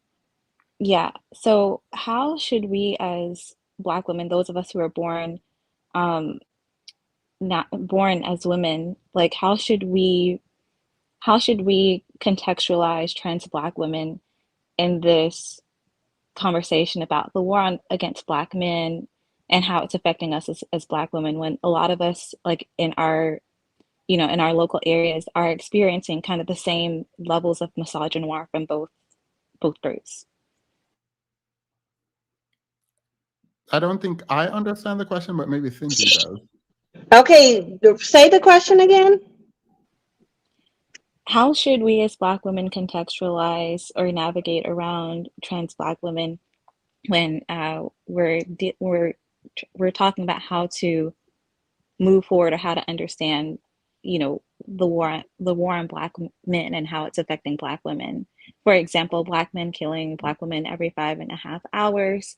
That Yeah, the root of that being misogyny. We also talk about Black men wanting to compete with Black women, and a lot of us in the chat, I'm seeing, like for myself, I'm not alone, that we are experiencing the same type of misogynoir from Black trans women as well. Not to say that all Black men are alike, not all trans Black women are alike. So I just wanted to get your opinion on that, to kind of clear out any dissonance that there may be.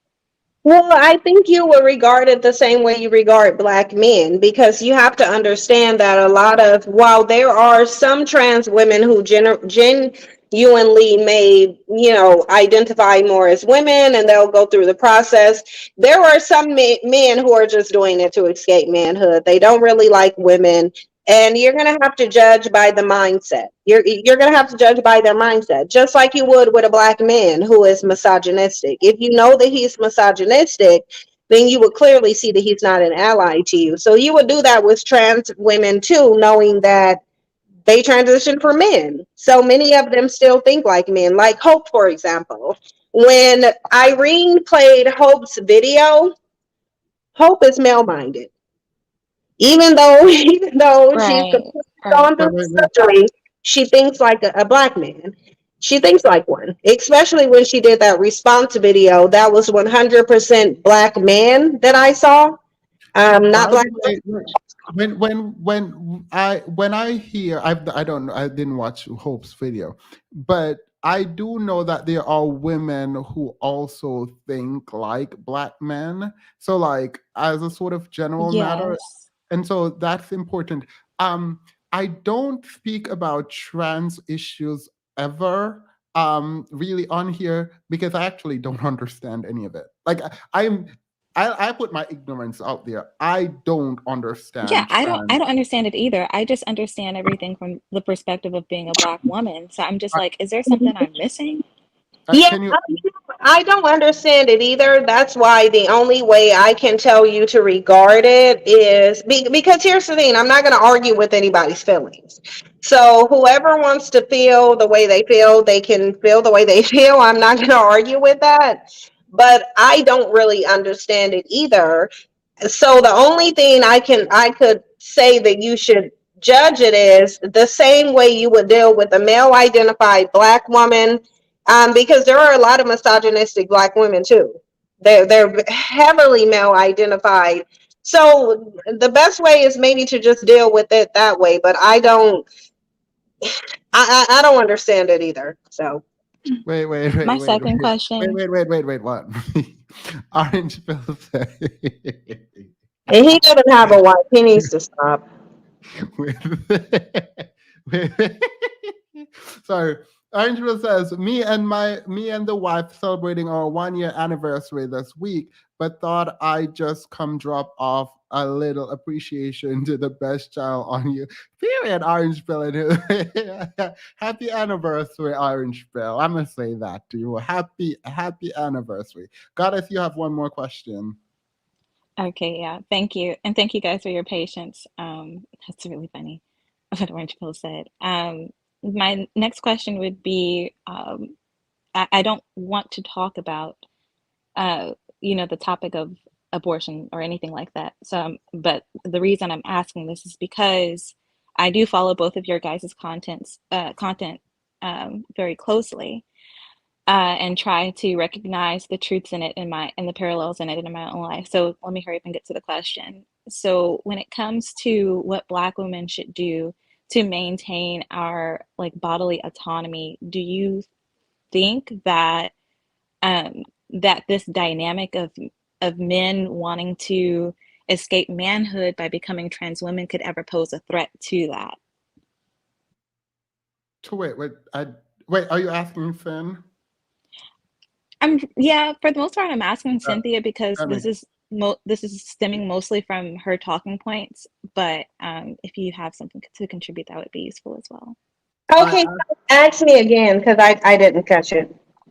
Yeah, do you think that the dynamic of Black men using trans identity to escape from manhood could ever become a political threat to Black women's reproductive rights?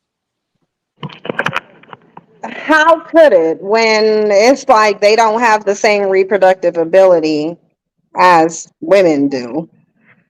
So Yeah, I don't know how it could. They don't have the same ability.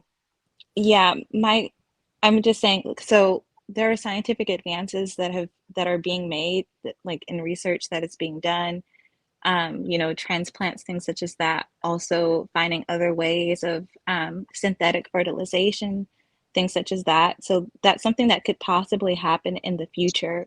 Currently, we're not making a delineation necessarily between women and trans women. But if that delineation is made by, Black trans women later on down the road, and wait. they Can do I have. can I ask the Mhm. question? Wouldn't the sort of birthing issue be one where trans men are biological female who become trans men, right? Right, Right. that's the point, right? Right, But you but see how. here's the thing. But there's still, if you, I would have to assume you're talking about female to male because it doesn't. A trans woman is still a biological male, and even if they go through the surgery, even if they pop a uterus in there, she still can't get. There's still no way to reproduce. So I Yeah, don't like as it stands now. So I as of right now, right? That's what I'm saying. Like as of Yeah, right now. this is what I think. I think that women, if they have these concerns, which are valid, I would never invalidate the concerns. I think that women need to be more vocal of trans women keeping the identifier of trans on there, and then you not being cis women, you just being women. Because at the end of the day, what we're allowing, and I'm not going to go too much into this because Steven said he doesn't talk about trans issues, and really neither do I. But I think if women have an issue with this, then women need to stand up and very firmly express their feelings about it. Because at the end of the day, I think it's very important, even to the trans movement, that they keep the identifier of trans there. Because at the end of the day, that's signifying your struggle, that's signifying your change, that's signifying the transformation that you went through. And I think that that's important to their journey. So I think for women, if you really have that concern, then you need to be very politically vocal on keeping your identifier as a woman and theirs as a trans woman. I think that's what needs to happen if that is the concern. All right. Thank you, Thank Goddess. you. Thank you. I'm going to say this regarding the trans issues. I hate when there is a topic that comes up that I feel very ignorant to. On this topic, I do feel like I'm out of my depth.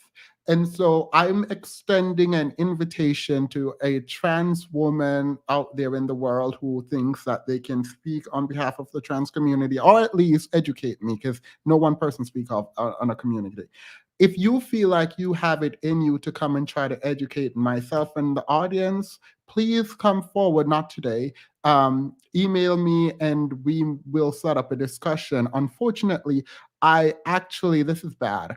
I actually don't have any trans woman that I know of in my real life. And so I literally cannot speak with any meaning. I can't speak to this in any meaningful way. Because on one point I thought gender dysphoria was required for trans women to be a trans woman or whatever. And then I heard that was trans medicalist. And then I read into that and now I'm very much confused. Like I'm not joking when I say like I actually don't know the answers, and I would rather be educated than to make broad statements about things I know nothing about. Like, so I, uh go I, ahead.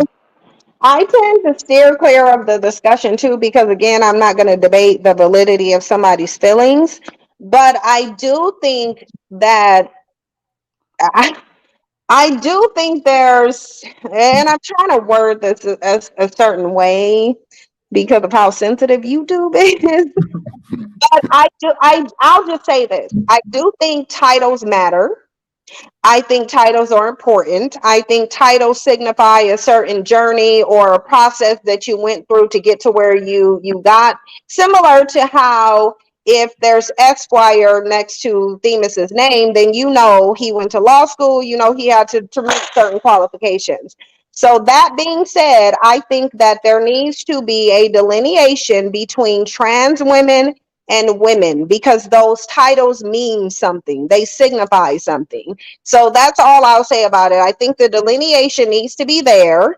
I don't think women should be being called cis women. I think there needs to be a difference between I went through a transformation to become a woman and I was born a woman. But that's all Yeah. I'll say about it.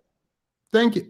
So Orange Pill, I used the clip of him misunderstanding fractions and a whole as part of my lessons to kids. I send it to all the teachers I know. Y'all dead wrong. I'm actually looking for a comment from Mr. Whitty. He said, I can't find it again. He said, is it fair to ask trans women to come and explain? Look, I don't know where the comment is, but I'm assuming you said, is it fair to have them explain their humanity because I wouldn't explain it to a white person? I wouldn't explain it to a white person because I think white people came up with the idea of race and they came up with a system, so they should already know. So that's why I'm not going to waste my time explaining that. Now, if a trans person says, oh, I'm not about to sit here and waste my time explaining transness to a quote unquote cis man, then period. That's just your prerogative. I will stay ignorant. Like, I don't mind. Look, I would prefer not to be ignorant. I would. But if I want to learn something, I went out, I did my studies, I now have questions. And if you don't want to clarify, you don't have to clarify. Like you really don't. Like I'm not forcing a trans woman to come up here and explain themselves. But I am asking if you do want to extend that kind of grace, please know that I am ready and willing to learn. That is all I'm saying. Now, if you say that's unfair, then period, that's unfair. I mean, I don't know. I wish the comment was up so I can show you guys what he said, but apparently, because I won't explain racism to white people, then trans people don't have to explain transness to me. And they don't, and that's fine.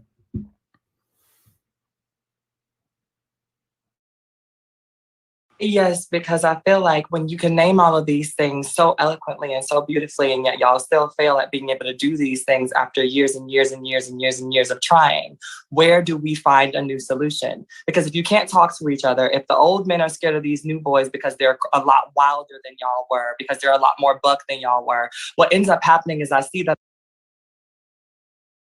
Anyway, aren't black men killing trans men and women too? So back to the topic at hand.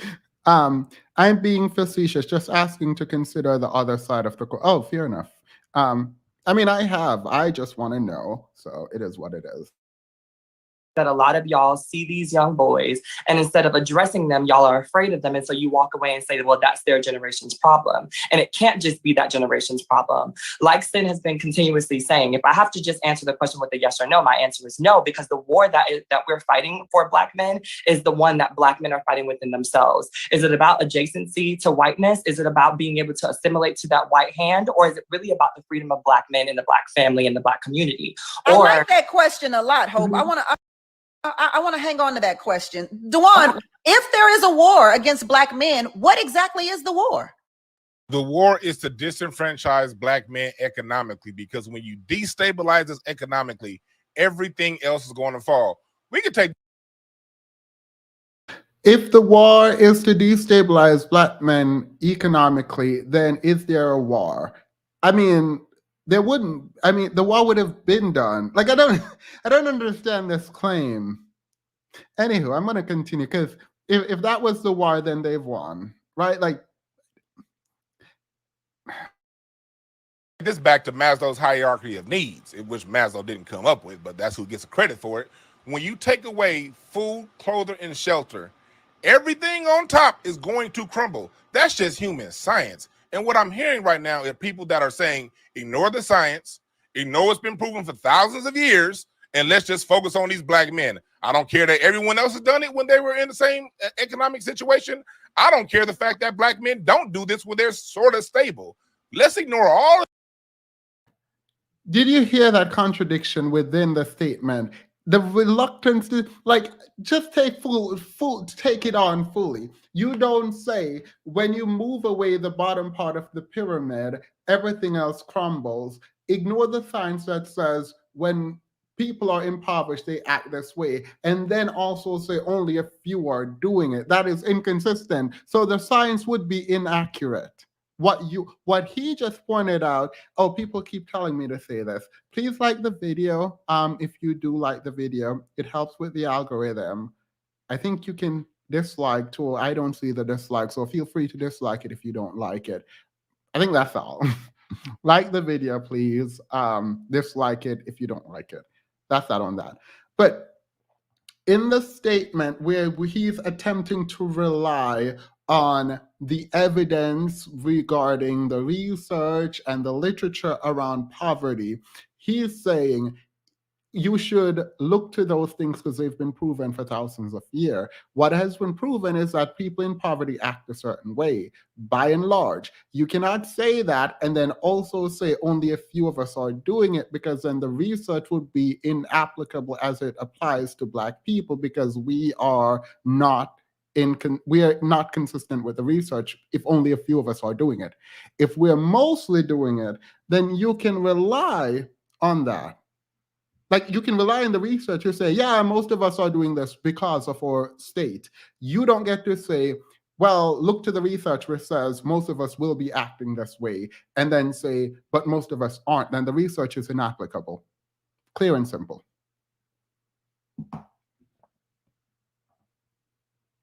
You're muted, Sin, if you were talking. I don't know, but I can continue. All of that stuff, and let's just go back to what Black men need to be doing.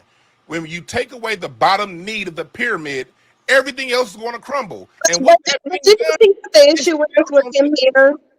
It's a whole. Did you see what his issue is? His issue is the fact that I was talking about what Black men should be doing. Yeah. This is the core root of the issue. Because it's like, you can't in this discussion say, instead of talking about what Black men should be doing, that's why they're mad. They're mad because I pointed out what Black men should be doing in response to this, and what Black men should be doing is not what they want to do. Which is in line with what Dr. Umar said. This is what I don't get, why Dr. Umar and you are having an argument, when Dr. Umar literally said, we are going to do it ourselves. So now what should you be doing is the next question. And I feel like y'all should have gotten on one, not y'all, but the fact that they're pushing back, Dr. Umar already admit that we can do this without the system's help. Dr. Umar said that. He's also saying that in his roundabout way. I mean, he's not the most, whatever. But he's saying that too. He is saying that even though we're in a very poor state, some of us are doing, actually that's inconsistent too. Because if we're not doing well as a system, how can only few of us if we're not doing well under a system of white supremacy, how can it be that only a few of us aren't doing well? And if only a few of us aren't doing well, then we have won the war. Again, I'm going to go back to saying that it actually literally makes no sense. His position, I don't expect much from him, honestly, after this, but his position does not make sense. His position doesn't. Dr. Umar's doesn't make sense either, but his clearly is out of line. A whole lot of us winning too. I agree with that. I want to go ahead, Hope. I was going to say. And when Tammy says, I agree with that, I'm actually confused. What do you agree with? Only a very few amount of black men are out of line, or are we oppressed as a group and therefore acting in accordance with the research? Like I don't know. I actually don't know which one she's agreeing with, because she said she agrees, but I'm not sure with what. I think she just agrees because it's coming out the mouth of a male, because I really do believe that Tammy is male identified, but most black women are. So I don't think she's any different than the majority of black women, but I think I definitely think she's tears more towards men. All right. So Tammy, I think, likes you. I don't know if she likes you to be a friend, but she comes off as she likes you. And she disagrees with you, but she likes you. I think she does too. I think she disagrees, but she does. I don't think she had the problem with me at all. And I actually like Tammy, which is weird because before I ever went on the show, which I think the last time I went on there was like the third time I was on there. But before I went on there, I actually reviewed one of her shows, and I actually did not like her on that show. I didn't like her until I started doing the show with her, because a lot of people don't get that we have a call time. So we're interacting with them behind the scenes before we start. And during all of the breaks, we're interacting with them. So the Tammy that you see moderating is not the Tammy that I see before the show starts. Yeah. And the thing is, I think she actually leans towards the men, but I do think she is attempting fairness, but it's not fairness, it's neutrality in a way that doesn't make sense. So when you're throwing out studies to help, it seems like you're trying to help the side that is losing. So the thing is, I think she realized the men aren't really doing that much in terms of this debate. And so she's attempting to help them. Not that she wouldn't do this normally, but the way she tries to help and co-sign what is happening feels like a supportive person to a team that's not doing well. That's how I interpret her action. But I've seen more of her stuff, and she seemed to be along the lines of a Dr. Umar. But that she's even willing to have these conversations, I think, is a good thing. Yeah, no, I completely agree with everything that you said. I absolutely believe that to be the case too. I think Yeah. I think she did. I think she saw that they were drowning and she threw them a life vest. Duane is sipping like he said. Let me look at the screen. He did. Oh, can I respond to Kizzy? She said, "How did you feel in the moment when Umar tried to attack you?" Honestly, I was surprised. I honestly was surprised with Umar's angle, because I think Umar is very intelligent. I actually think he is. I think he's so intelligent that it helps him to be very manipulative. So I was actually surprised by his angle. Me and Umar's line of thinking has generally always been on the same level, so I'm actually surprised. But then when he revealed that people had been sending him my clips, then I do understand why. Now I understand why he did it, because he said that so many people are sending him clips. So I think he did it because of that. Yeah, and also, yeah, I think it's red meat for the base. So like, in the same way that pointing out that you are bitter, blah, blah, blah, it moves the conversation from what is being said to the person saying it, and making up things about the person saying it allows for everyone to go that route, right? It's the same thing where you can end by saying, oh, abortion, blah, blah, blah. And so everyone is going to be gaslit into like focusing on that as opposed to the argument being made. Because that literally had nothing to do with what's happening, like at all, right? So It doesn't. And remember when Umar Johnson went on Roland Martin and then the Breakfast Club, well, the Breakfast Club and then Roland Martin, he got attacked primarily by black men. That's who he got attacked by, because he condemned interracial dating. So I think for Umar Johnson, I really think again he's trying to be the new Kevin Samuels. I think he's moved on from black women's support because he already know he has it locked in.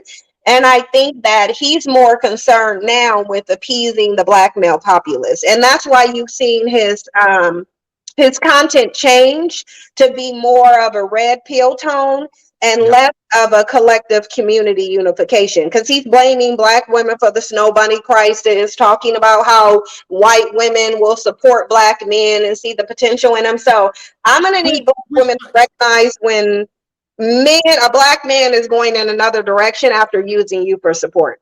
yeah, which is antithetical to his position before about white women going after only the successful black men. He said that I did a video on this too. So it's interesting because I think what people are realizing now is if you drag black women, they will sit there and be dragged. Black men won't. And so he already has his black woman populace in terms of support, and he can try to gain black men support without caring about the black woman support that he currently has. I think that's hugely problematic. And I feel like it's a lack of principle. I think he knows the mindset of black women, and I think he knows that he knows that if black women would have rallied around Kevin Samuels, if black women will continue to give him money, although he's been building and opening the school for 15 years, I think he's been shown that he's not going to lose black women's support, no matter what he say or does, because he's just going to wrap it in beautiful black queens. That's Yeah. why he's doing that, so that the impact of what he's saying will be significantly less, or that you won't feel it. And I think now he's pandering to black men. And I think, in addition, I think that Umar Johnson went with the, oh, ask her about aborting fetuses, because I pointed out his contradiction with the civil rights movement. I think Yeah. it was petty get back that I would have probably did myself. Wait, it's interesting that you say that because he couches insults and attack in queendom and princesses and goddesses. He does, and I am glad you pointed it out. Which is why he's so It's upset. manipulation. It's kind of actually like grooming. But black women should look at it the same way that you would groom somebody. That's essentially what he's doing.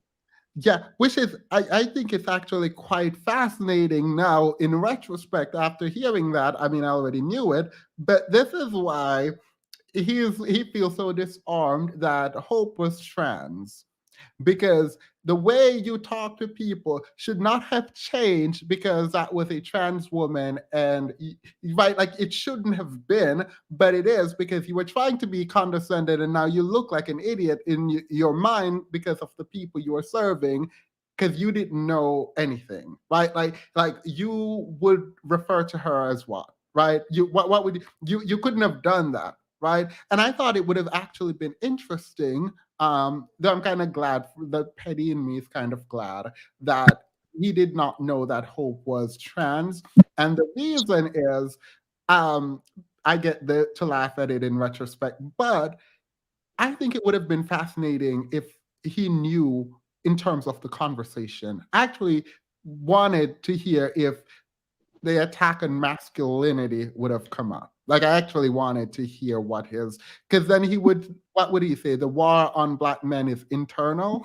Like I thought it would have been fascinating. That's I all. think that Erica is right in the chat box, and I think he would have used her transgender state against her.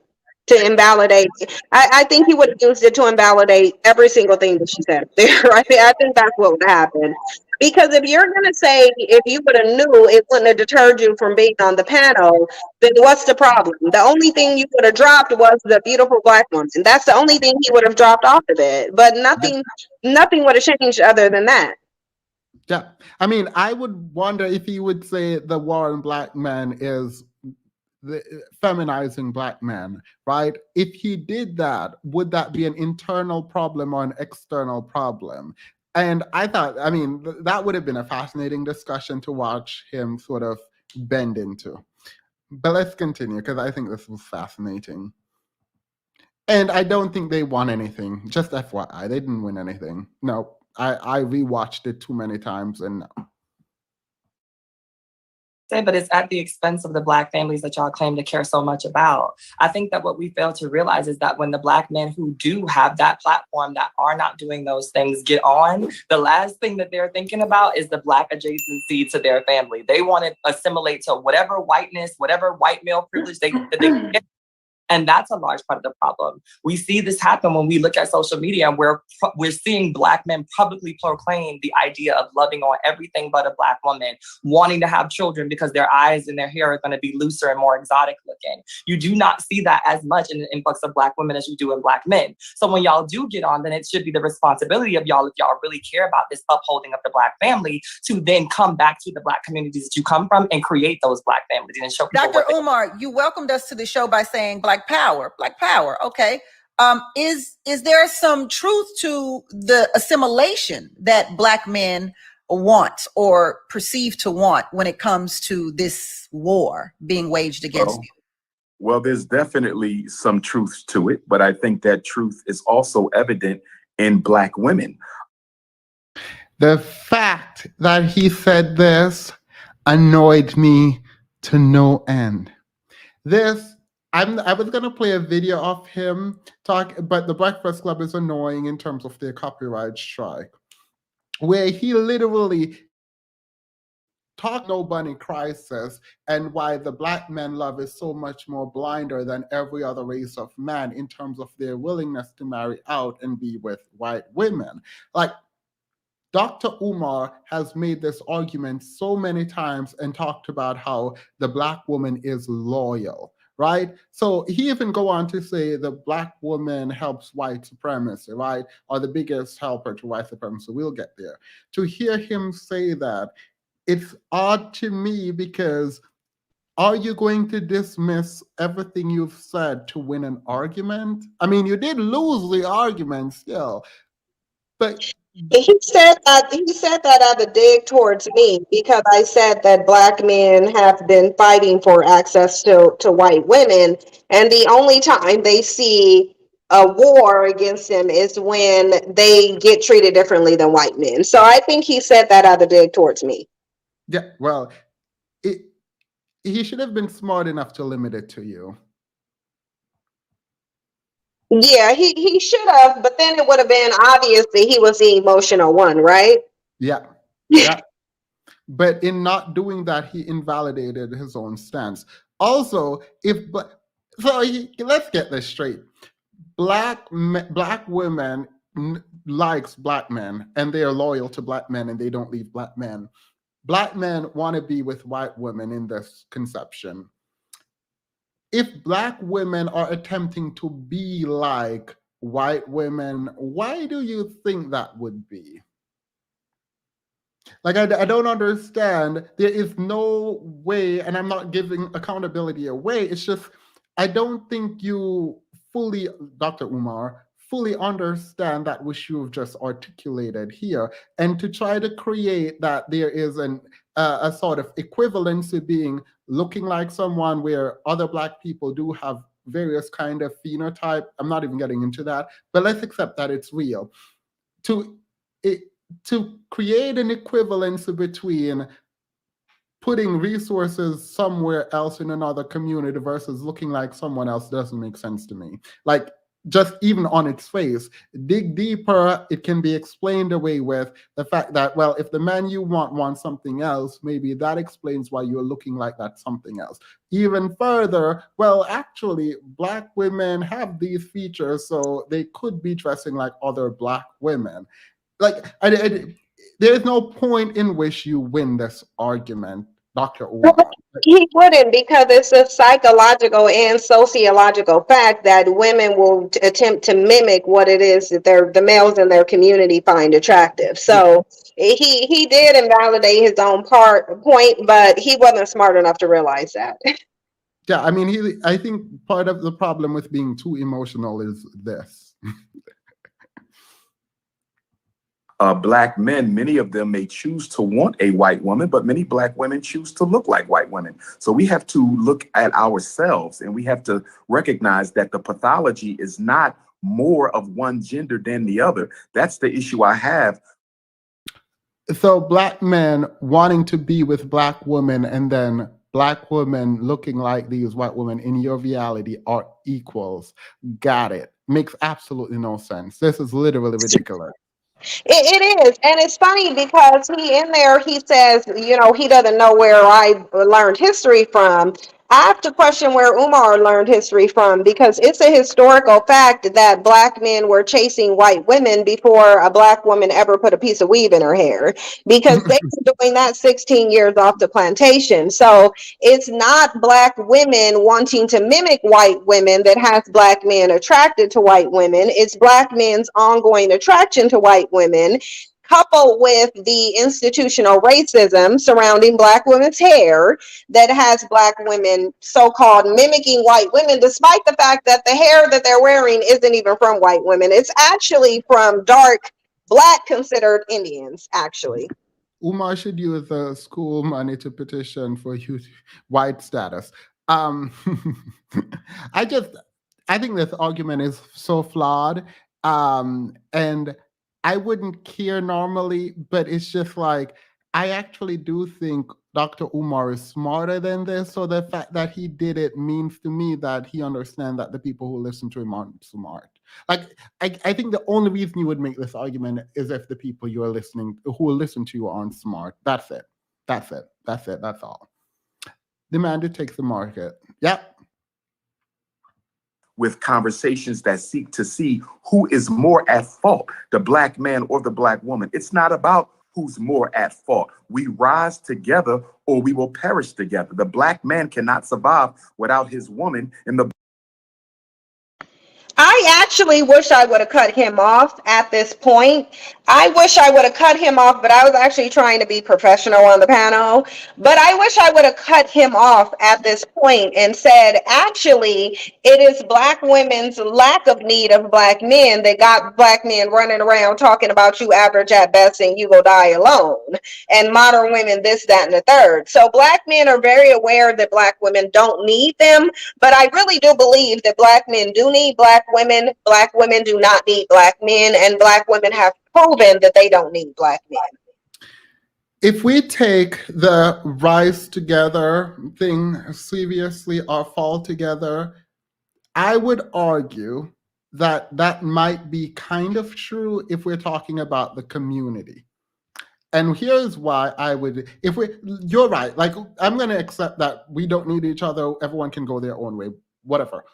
As a community, however, if we're looking at the community and we're determining how we get up to the top economically, we both have to be doing well. So you are right again in the context of people saying people's education, job, home ownership don't matter.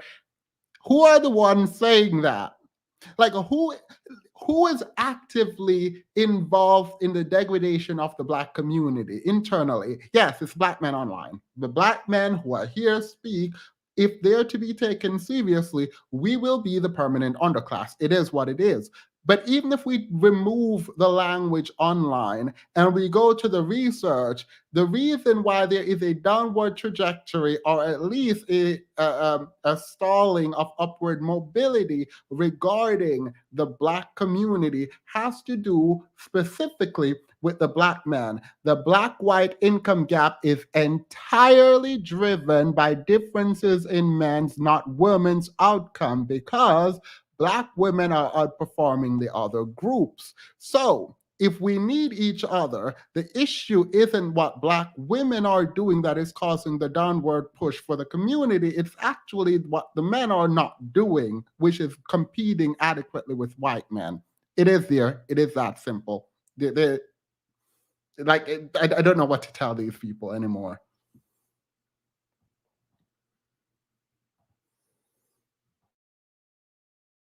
Black woman cannot survive without her man. And the issue that I take with my two sisters' narrative is I hear a lot of criticism. I hear a lot of condemnation, but I don't hear any empowerment. I don't hear any solution. Dr. Umar said, Sinji, you are wrong. You need to speak life into Black men. Let's hear that again. Yeah, that's silly.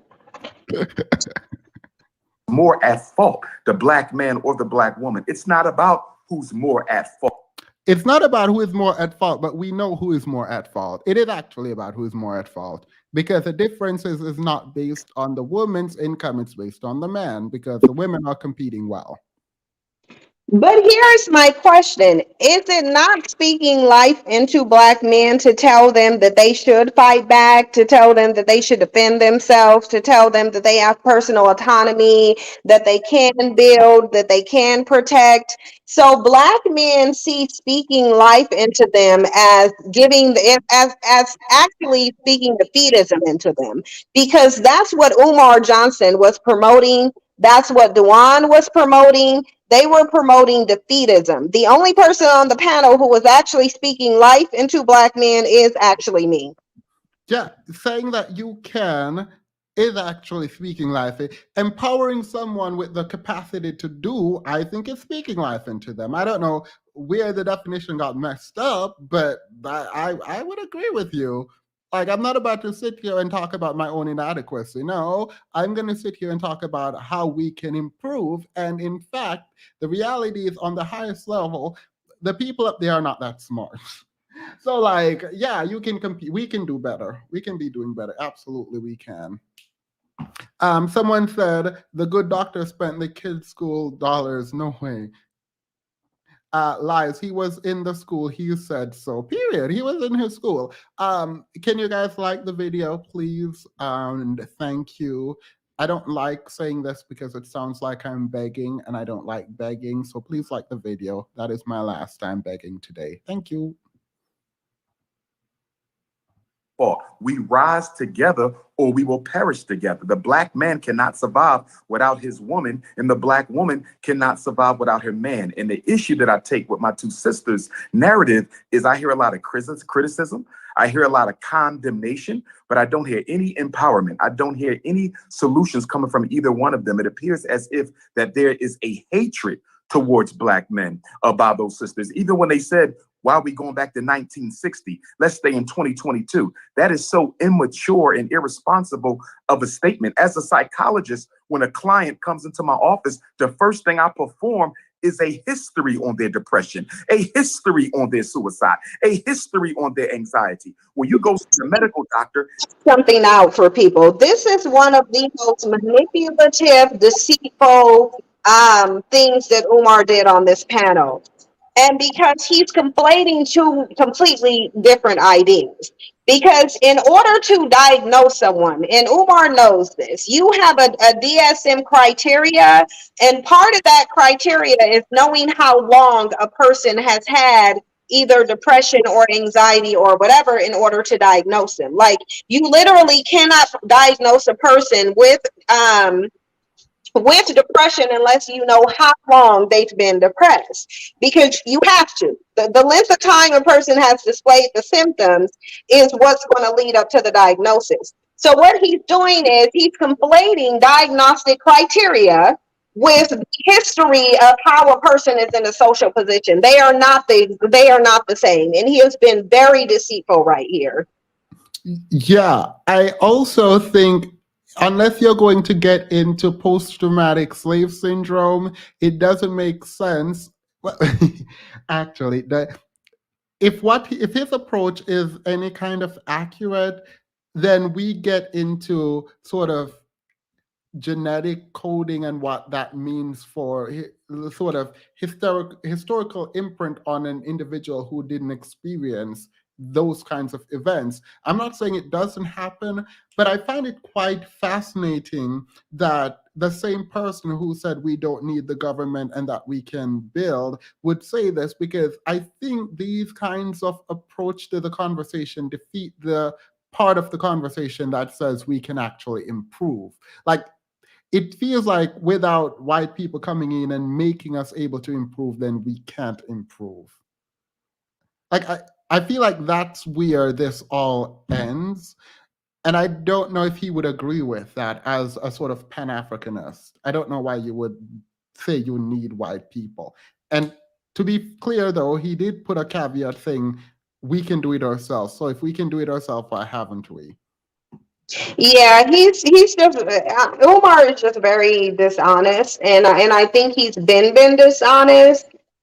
Because really, if Q Butter can put up a school, I don't know why Umar Johnson can. And it didn't take Q Butter like 15 years to make the school, and Umar Johnson can make whatever excuse that he wants to.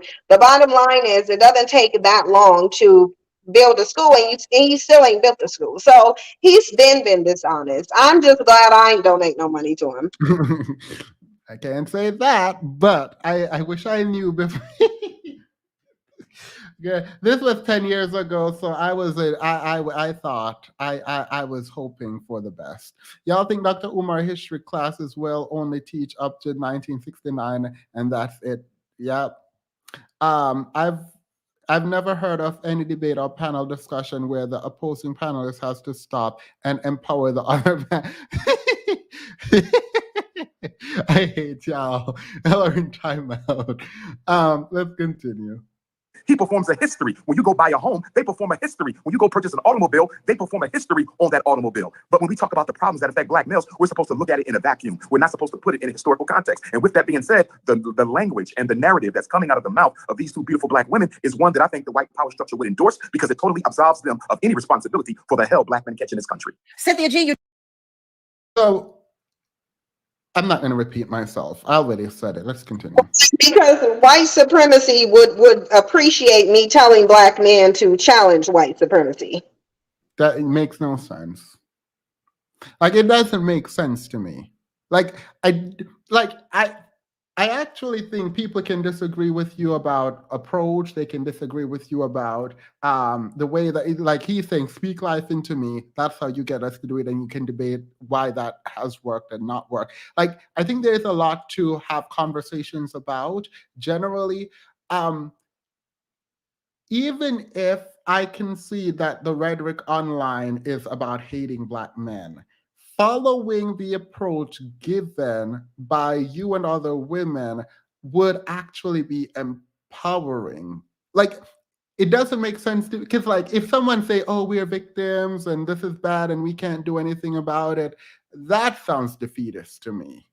That is what's defeatist to me. Not, you need to push back. What have you done? Get up and do something. Like, those are two different. I don't know. I'd much rather be told I can do it, so get up and do it. Not, oh, you can't do anything because of the system.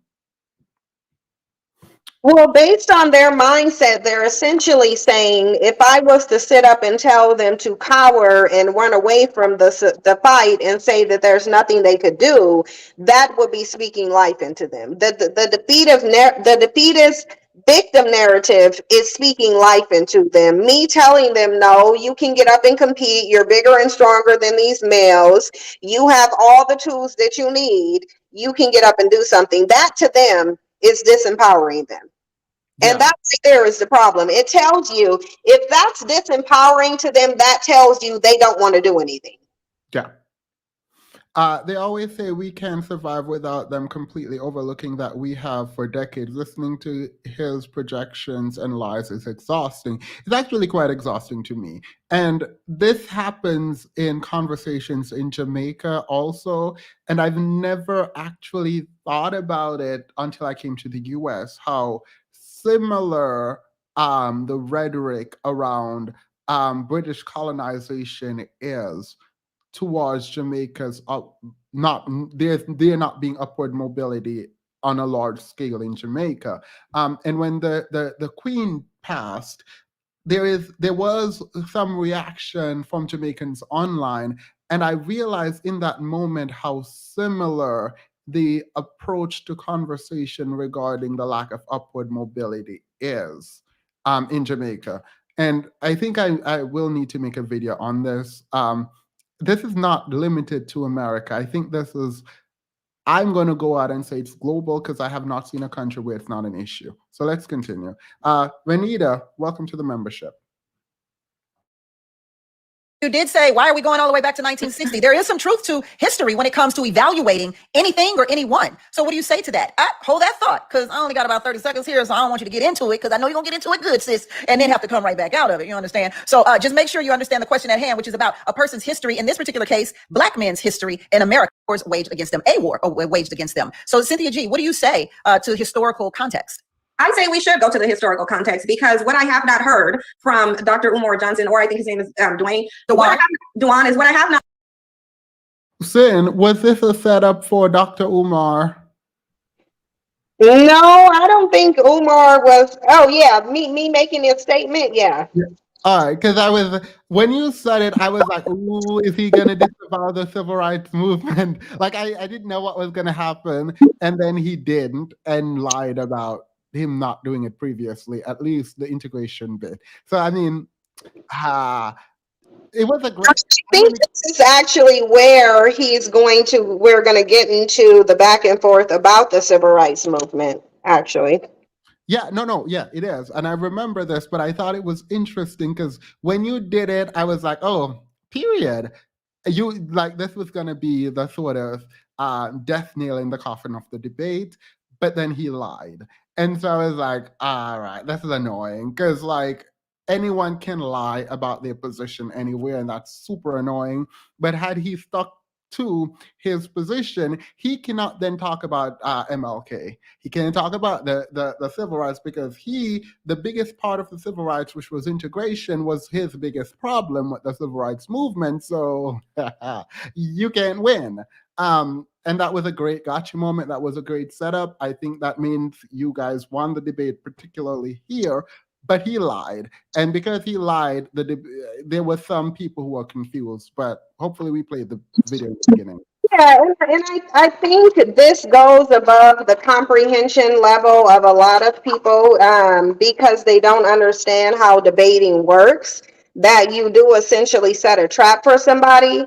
And so, look, I'm very well aware of what MLK accomplished. Now, what I will say is, you should always talk about the accomplishments, because I don't know who Medgar Evers is or what Medgar Evers has done. And I don't know a couple of the people who he mentioned. But what I do know is that if they had done something significant, I would know about it.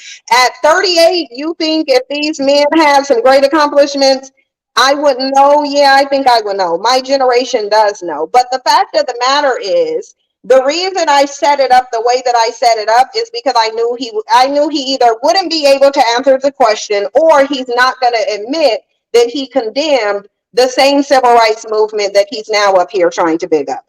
Yeah, but Medgar Evers would have been born out of the same sort of civil rights leadership era as MLK and ending segregation. So you can't point to those people for the thing that you oppose. Like I don't understand why you would do that. Like the fact that he did that was, in my mind, intellectually dishonest. Like the part of the civil rights that is the touchstone for these people you named is the part of the civil rights that you disagree. Even if you didn't disavow the entire civil rights, the part that you disagree with was the integration bit. Waters, waterheads are always disempowered when responsibility is put on the table. But in everyday life, they claim to be ruling everything. Sonny says, if white supremacy has any issues with Umar, it's because they donated to the non-existent school too. I mean, I can't wait for the school. He wants the greatest co-conspirators of white supremacy to speak life into them and find solution to solve problems that they are collectively. Period. I think that was it. Let's continue. Not heard as they're mentioning all of the things that was done to them. I haven't heard what you did in response to it. So I would like to know, what did you do in response in history? Oh, to be clear, if Dr. Umar thought integration was amazing and good for Black people generally, then he could use that. I'm not saying it's wrong. I'm saying he is wrong because he does not like it, in his own words. And it caused a bunch of problems for Black people's innovation and self-actualization when they integrated and then became inferior and kept feeling inferior to white people. That is his position. You do not get that position and then claim the civil rights as part of your arguments against Sinji, saying we haven't done anything. You can use it against her and then prove that it's a good thing, but you don't think it was a good thing. So you don't get to use it. That is the position I'm taking right now. Well, and for the people in the chat box, I don't need to know what Medgar Evers, I don't need to know who he is or what he did, because if he did anything different than the other civil rights leaders, we would probably be in a different position. But given that we're in the same, then I can only assume that he probably did the exact same thing that most of the Black male civil rights leaders did, which is talk. So I don't need to look him up. Yep. I mean, he was he was trying to desegregate too. So yes, it would be very in line with everyone else except Malcolm X. Other than go to the Supreme Court and petition to have access to the men's women that you're complaining and accusing of disenfranchising you. See, because in the 1960s, what Black men were really doing, and it's been documented, many civil rights leaders have admitted to it, what Black men were doing is chasing the white man's woman, trying to so-called stick it to him by way of going to their women. What you should have been doing is trying to get liberation for yourself. What you should have been trying to do is get that foot off your neck. But see, the foot is not on your neck, and the only time you recognize it being on your neck is when you want to get away with doing something that you think white men are getting away with doing. Because let's just be real. Whenever we hear about this war against Black men, it's usually being brought up when there's a Black man like R. Kelly, Bill Cosby. Don't remind me. I am so upset. So many people, Impossible said he couldn't make it, by the way, so I'm not mad at him. But so many people had so much to say in the comments everywhere. When they get called out to come up and explain themselves, all of them disappeared. It's very annoying to me that they would do that.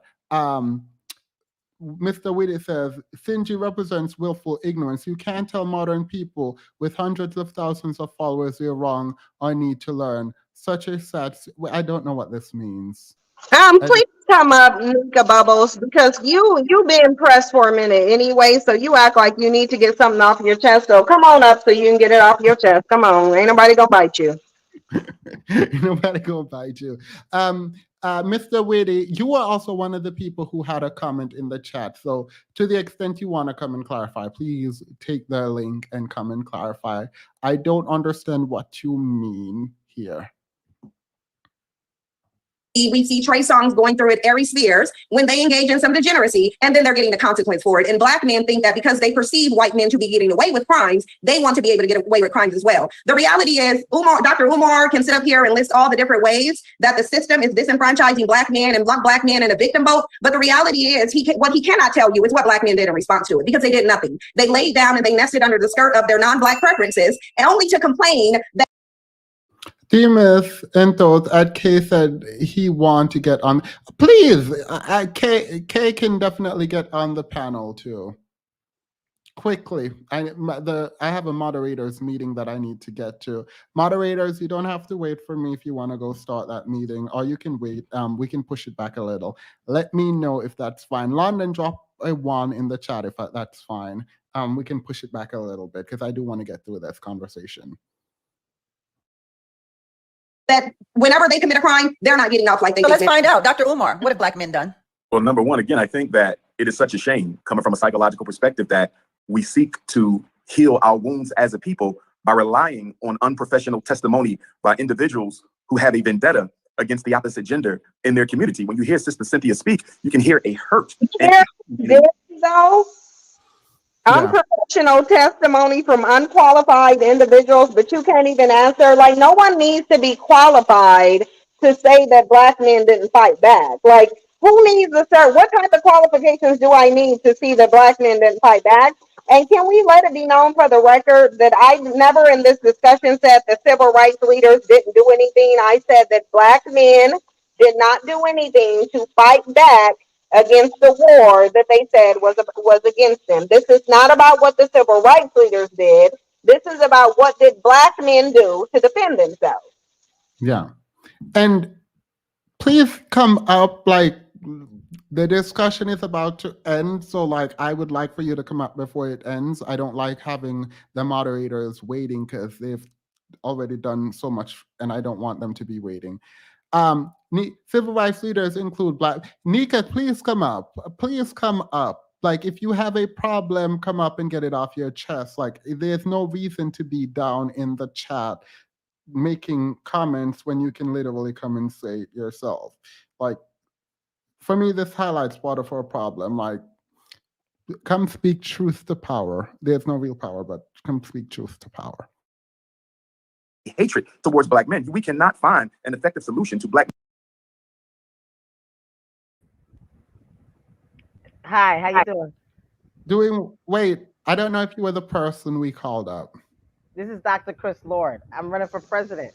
Oh yeah, let me go ahead and stay on mute. You got Listen. This is just really quickly.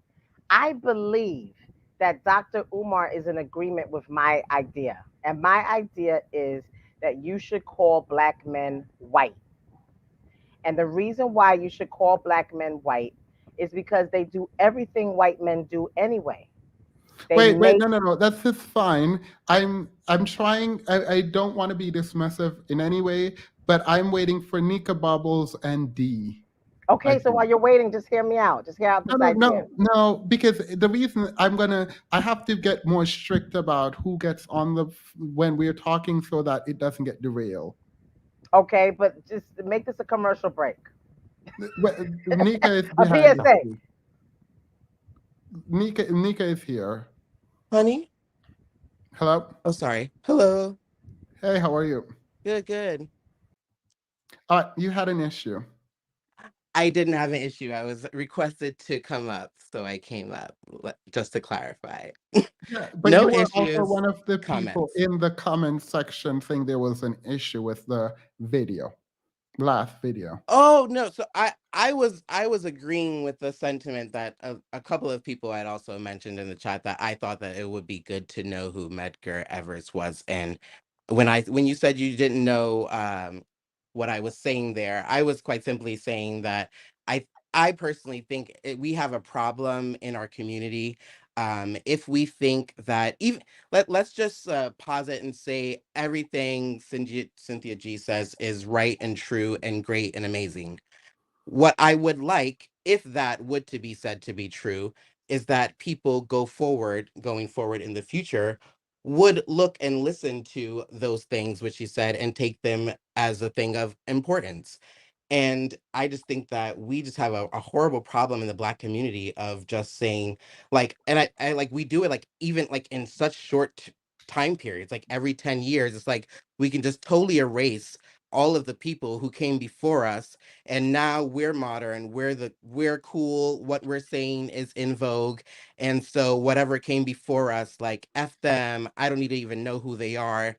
I just think like that sentiment is like really corrosive to like Black community building, because you can't build a community if every 10 years you just say, oh, those people were old, so their perspective is irrelevant. No, but I don't think that's what was said, though. I think Sinji was saying that to the extent you list them in accordance with the MLK, then they are in line with what he did. And so you don't get to rely on integration as a thing that was good for the Black community when you've specifically pointed out that that wasn't good. So I think that's a great articulation of her point. unfortunately, that's not what she said. What she said was, I don't care slash know who Medgar Evers is. I don't need to know what he said because it's basically the same as what everybody else says. Well, So I think is that really what I said, or did I say if he had you didn't say what Themis said. hold on for a second. I'm going to say what I said. I said if he had done something that was significant and different than all of the other Black civil rights leaders or participants, then it's likely that we would have a even if it was a slightly different outcome. If they had done something, if he had done something different, then wouldn't we be looking at a different situation? So if the outcome is the same, then I'm using deductive reasoning and I'm saying if the outcome is the same, then it's likely that he engaged in the same behavior. That's all that I'm saying. I didn't say that he didn't do anything. I'm saying right now in 2022, given the situation, I'm going to assume that Medgar Evers did the exact same thing that all of the other ones did, which was likely just talk. That's what I said. Okay. Um, I don't know exactly that that's how deductive reasoning works. But in terms of the point that you made, um, I don't think that anyone could say that any difference in any one individual's behavior or uh, thought process would make an entirely different change for where we are today. I don't think that it makes any logical sense to say there was an entire civil rights movement. If subject A, Medgar Evers, had done something different, the entirety of that movement would have ended up different. That doesn't make logical sense to me. He did was talk. The only thing MLK did was talk and go give speeches to large crowds. That is Oh, literally the totality of okay. what he did. He If didn't pick that's up arms. He didn't build any empire. He talked. So it seems like there's an issue because you guys see me pointing out the totality of what these civil rights leaders actually did. It sounds like you're seeing it as me downplaying it when in reality they literally just talked. Cynthia, respectfully, all you're doing right now is talking. And I think the points that you're making are legitimate. What I'm saying is that I don't think that a person needs to go to war, pick up a machete, go cut off the heads of everybody in Congress. Like, I think Wait. that Stop. Ever Wait. Let's refocus. yeah, You're, Finji said all that Dr. Umar did was list name, not accomplishments, okay, verbatim. okay. And so, to the extent she doesn't know who this person is, just listing that name is irrelevant in the conversation. Now, you can argue she should have known, but that doesn't change the fact that you list names, not accomplishments. Well, So I if think they with had done oh, sure. something significant in her word, which is a good debating strategy, is putting the ball back in the court of the person who makes the statement to explain what they think was so great. And the reason I thought that was great is because Sinji knows who Dr. Umar is and knows what he uplifts. So it would be weird for Dr. Umar to sit there and say integration when he kind of opposes it, very overtly, actually, not kind of. So if I think it was a great debating tactic. Like it was like it literally put him in a spot where he needed to literally disavow or lied, and he chose to lie. Well, uh, that's all I that I'm oh, saying, sorry. Nika. All I'm saying is that first of all, you don't know the awareness. Umar doesn't know if he doesn't even know which. Okay, I didn't either. I didn't know that Hope was trans. But the bottom line is, you can't make assumptions about the level of knowledge that someone has. That's Yeah. why I said you're listing names and not accomplishments. Because do you really think that Gen Zers are sitting up thinking about Medgar Evers and what he did? No, they probably don't even know who Medgar Evers is, just like I don't. And so that's the thing is when you are debating information, it's foolish to just drop names and then assume that everyone knows what those people are doing. No, that's why whenever I say something, I provide the information to back it up. Here is what I'm telling you so that you can see this is what happened as a result of what this person was doing. What he was essentially doing is saying, well, let me list out these names and I'm going to assume that you already know what their accomplishments was. And that's what Tammy said. She said he's listing them with the assumption that immediately with their name, their qualifications and accomplishments follows, and it doesn't. I'm just saying it doesn't. I I don't really have any specific notes towards like their accomplishments individually or collectively. My most specific statement was relating to the fact that I think that each individual person who, especially someone whose name, whether or not any one individual may be familiar with them, I think that people's efforts should just be at least at minimum appreciated and just I not mean, not like but you're easy not asking so for easily something else. You're dismissed. asking for us to celebrate someone for what they've done, and I can say, sure, we can celebrate people for what they've done if we think what they did was good. You cannot force someone to celebrate someone for something they did if that person do not think that thing was good. No, I don't want to force anyone to do anything. I think also just I mean, well, then there's no conversation. Sinji does not agree with whatever Edgar Medgar ever did. And so she sees it as in line with the rest. And unless you have something to disprove that it was, I don't see where this conversation goes. Yeah, that's what I was going to ask Mika. What did well no Forever do that should be highlighted that was so different than what the other ones did? What did he do that was different?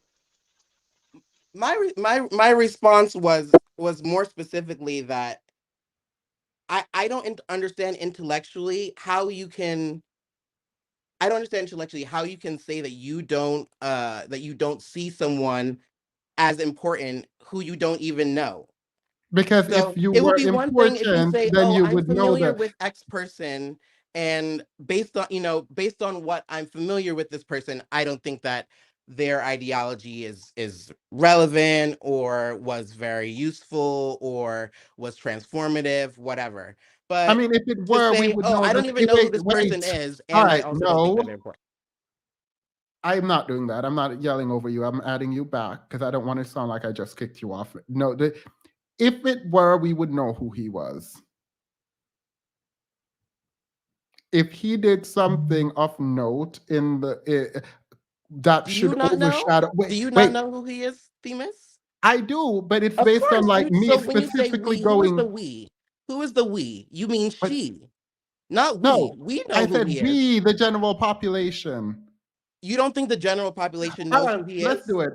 Can put a one in the chat if you knew who Medgar Evers were before this discussion. I Put learned a about one if Medgar you Evers in wait. elementary school, but maybe Put that's it. just my. Why are you interrupting? I'm asking if the chat knows. Put a one if you knew, and please don't try to make me right or Sinji right. Put a one if you knew, and a two if you didn't. And I can't see the chat. I'm just saying, so I don't know what's Yeah, going no, on. some people, there's a lot of people putting one and some people putting two. So the fact is, MLK is the overarching figure in the civil rights movement. Regardless of how you want to feel about it, there's a ton of tools now. To people who It, are uninformed, would you say yeah, that? sure, but those Okay. people know who MLK was. Well, I'm not speaking to the lowest common denominator. Yeah, well, the fact is, we are, well, let me not say it like that. You have to accept that not a lot of people, not everyone is going to know who this person is. And that's fine. When you're in a debate and someone says, you're telling me names and not accomplishment, there is no issue with that. Just tell us the accomplishment. That is it. That is all. To pretend like we're going to know everyone in the civil rights movement, I think is intellectually dishonest. This is not a defense of Sinji, by the way. This is a weirdness that I don't like. If you're going to disagree with someone, disagree with them. That's completely fine. But don't disagree on the grounds that they have been ignorant to a reality. She said, I don't know who this person is. This person seemed to fall right in line with the rest of the civil rights movement. Yes, he does. There's no issue there. Now, I would appreciate too if Sinji was like, I know all of this and I am a scholar in the civil rights movement and I know every single one and every single person, every single riot, I know all of it. Great. I would love that. I am not that person, but I would love that person. The reality is there are some people who are not going, we're not going to know. And if they did something that is extra, right, or outside the scope of the civil rights that is impactful that we miss, then say that when given the opportunity. Like that's it. That is it. So is there anything that he did that was outside of integration that you think we should know? Um, I didn't see the entire conversation, so No, I no, don't but know I'm just where it asking went. you now. I'm willing to celebrate him right now in this moment because like No, and not there I look, isn't. I have bells and whistles. I'm willing to celebrate him now if you can tell me anything that he did. Because maybe Cynthia G was wrong in her assumption. Maybe my understanding is very limited. It is. A lot of people know who he is. I only know very little about him. So please let me know what I'm missing so that we can celebrate him. No, I don't think that there's anything that I could add to teach you about Medgar Evers. And teaching you about Medgar Evers wasn't my point. My point was more specifically that historical leaders in the Black community, regardless of however minimal we may contemporarily think about their contributions, I think that they just like deserve the same respect as we would give to anybody, any of our own contemporaries. Like the same that respect that I would give to your line of thought. Like not any, nothing against you or against sin, but like someone who there are books and historical records about and things that I learned about in elementary school, regardless of whether any individuals might not know who they are. I just think that they're maybe more relevant than just showing up on TV once or I twice think, I mean, doesn't make relevant. you Wait, more relevant. you're attacking her, and I don't know why you want to attack her when, like, the I'm not point isn't. attacking. I think I'm keeping within the same realm of conversation that is generally found on this channel. I'm not saying anything anywhere close to So outside of you the have bounds. said I'm I being have. extremely respectful. Wait. So you have heard me say someone is irrelevant for showing up on. They only show up on TV and they're irrelevant. Therefore they're irrelevant. You've heard that discourse on this channel. That's what you're telling me. I've heard the discourse on this channel that is very rigorous to the point of making people responsible for knowing for information that they should know. Sure, that's fine, but And I've that's all never I'm doing. attacked someone in that way. In what way? The way you just attacked Sinji about being irrelevant, not being relevant because he showed up on TV, that's not okay. Let me That's just not be an clear. attack. That is I think that's a fact. I'm saying specifically just because one might have any It realm is an attack of because it does particular. not have any, it doesn't hold weight in this conversation. Make your point and we're fine, but I don't think it's fair to just attack someone for something that is actually pretty cool. Like it's like a good thing. Like, come I on. I I don't think it's an attack, and I don't think it's not cool. All I'm saying is that I think it's an I attack don't. if All you're. I'm saying is if you had 5 followers and you were I just the only reason I see it as an attack is because if you're unwilling to educate somebody who is literally saying, "Look, I don't know who this person is. I don't know what their accomplishments is."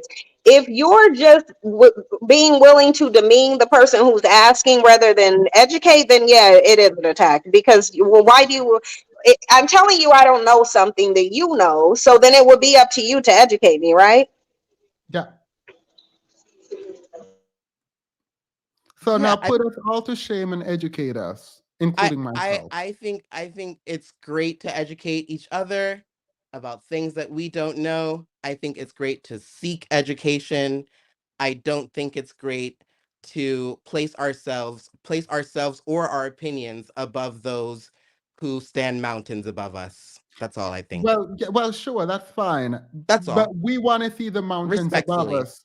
Yeah, no, that's fine. We want to see the mountains above us, right? I don't disrespect civil rights leaders. I If you really have don't. eyes, you can see the mountains. Yeah, so no, we can't. That's what we're saying. Can you explain what he did that we're overlooking? Can I explain what he did that you're overlooking? Yeah, you said we needed he is mountains ahead of us and all of that. So explain what he did that we didn't understand. I don't think that there's anything that he did that you don't understand. I think that the the point quite specifically was that there was no basic knowledge of the person at all. And she asked for it and it wasn't Oh, that's given. yeah. Okay. Okay. Right? Like pure ignorance. We don't know. To assume that we should know everything is ridiculous, and that's too much weight to put on any one person. No, totally. Of course. But I think there's a term that you use quite frequently here, a critical mass. I think we could say that a critical mass of Americans are familiar with Medgar Evers. And so maybe I would believe that within the debate context, it would be okay and not a gotcha to name drop someone who within a black Yes. television No, show no, context that's fear. Wait. would be That's fear. no. Wait. That is fear. And he did that. Sinji then said, you listed name and not accomplishment. That is now the opportunity to list the accomplishment, right? Correct. But I think also, as you were saying, it seemed like it was in a debate context. And I think if you're in a debate context and you're trying to place someone in the conversation in a way that is going to be more favorable for Pause you. one sec. One. I'm not about to sit here and deal with the homophobic comments towards Mr. Whitty. There's a lot you can drag him for, and homosexuality is not one of them on this channel. Continue. I really wish you girls would make more money and have a Wait, better life. And no, see now. I'm not about to defend you against the chat and then you attack. Like I don't even understand. Like why do you think that's okay? Like what? Like I'm confused. How are you gonna then attack the chat? I wish you girls would make more. What are you doing? Like what are you doing? The reason why black women are saying they don't like black gay men and trans women is because you're competing with them and all of that, and then you would just come on here and just steep yourself deep in misogynoir. Really? Like, no. Let me add you back. Please do not attack the chat. If the chat wow. does something wrong, I will address the chat. Do Oh, not do that. You don't get to disrespect the people here. And to the extent they disrespect you, I will block them. I will remove them. But you don't get to do that. You don't get to do that. No, you do not. I'm going to back out for a second anyway. Those were my contributions. I before I leave, I don't need you to protect me from them. I don't need you to admonish them. No, wait, And pause. I am not protecting you from them. I don't stand by homophobia. I and don't. And and so it's I not about appreciate you. It's that. about my own moral principles. Okay. I appreciate that. I've been coming on this channel for years. And every time it happens every And time. every single time I stopped it, even aimed at Kevin Samuels, I stopped it. So it is not about you, it is about my own moral compass. Okay. And my response, then and the reason why I stay in the chat and I don't like coming up because I'm a person, I'm a Libra. I'm a total down to down balance. If you want to do 50-50, I can do 50-50 because I can give as well as I can take. But I've seen the word dusty. I discovered I the use the word dusty. I said the word dusty is I okay. discovered the word dusty here. So Yep, I say the word dusty is okay. Yes, I did. okay, I discovered that word here and That's other terms fine. and other derogatory terms here. And the Wait, fact that I say I do dusty things too. Like I don't know what you mean. Like oh, that you discovered words here. What are you saying? I don't care. you don't care, okay? So why did you ask me to come up if you don't care what I have to say? I don't care that you discovered words here. That's meaningless. Okay, I said a sentence that you found meaningless. Yes, that you discovered words here. You inform Congrats, everyone when they vocabulary was actually expanded. I'm just going to step down. All right, Thank bye. I Oh my God. That is frustrating. You discovered words here. Okay, well, your vocabulary was expanded. You're welcome.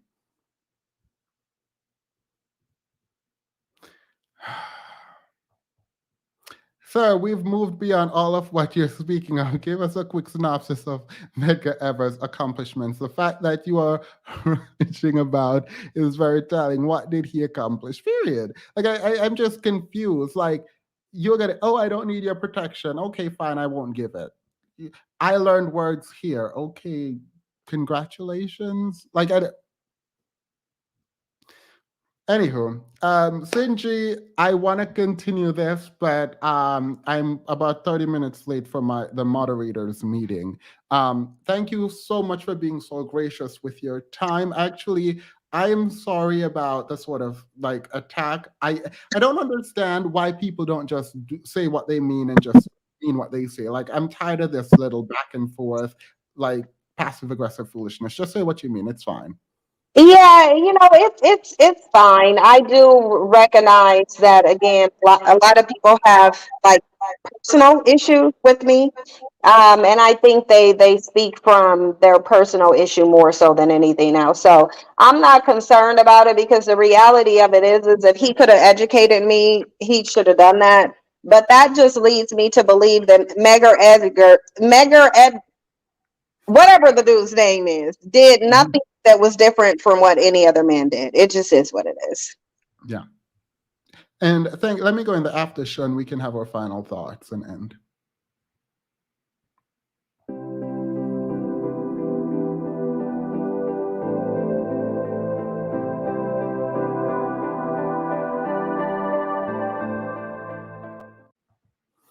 I don't need protection. I wasn't extending it to you. Again, I was using my own moral compass. You should build an audience that isn't so blatantly homophobic.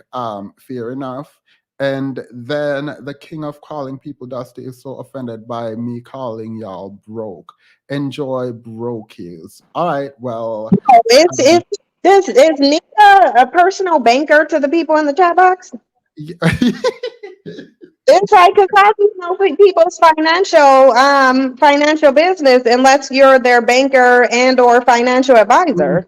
girl, the way these super chats keep coming in, I would be very surprised if these people over here are broke, actually. I'd be really surprised. I'm telling people not to send super chats because everyone, like, anyway, I'm not about to go into how Nika know what's on the W form of these people. Um, I think it's interesting that he's lashing out again. Every single time he comes on, there is a lash out. Like he's no, I'm not going to talk about that because I said I've forgiven him for it, so I'm going to leave that alone. I learn emotional regulation, Mr. Whitty. I think it's important that you learn how to regulate your emotions. Do not lash out when you're upset. Take a breath, a couple breaths, step away, and then re-engage. You don't. You are not your full self when you react based purely on the emotions you're feeling in the moment. Sometimes it's valid and sometimes it's invalid. And I think you should just step away for a moment. Like I do. Like the other day, welcome, by the way, sorry. Welcome, MJ. The other day you came on and you then went to the comments and said, go talk to a real attorney and go watch a real attorney, this person who is my cousin, blah, blah, blah. Then you cursed me out about, oh, you are just a gay man trying to not be gay. Then you cursed me out about all kinds of stuff, right? In the comments. This is not about the personal thing that you did. So for me, I don't understand why you don't recognize what this is. Like you've said many times, I'm never coming back here. I'm never coming back here. You're this, you're that. I'm never coming back here. And you seem to like the content enough. And this is not a drag on you, but I do think you need some level of introspection when it comes to how you react when you feel either attacked or not heard.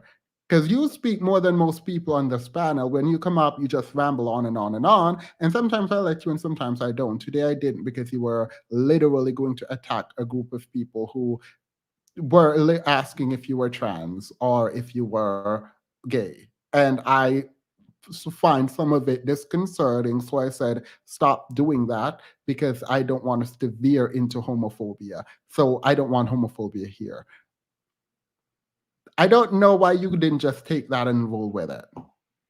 Anywho, Sin, final thoughts.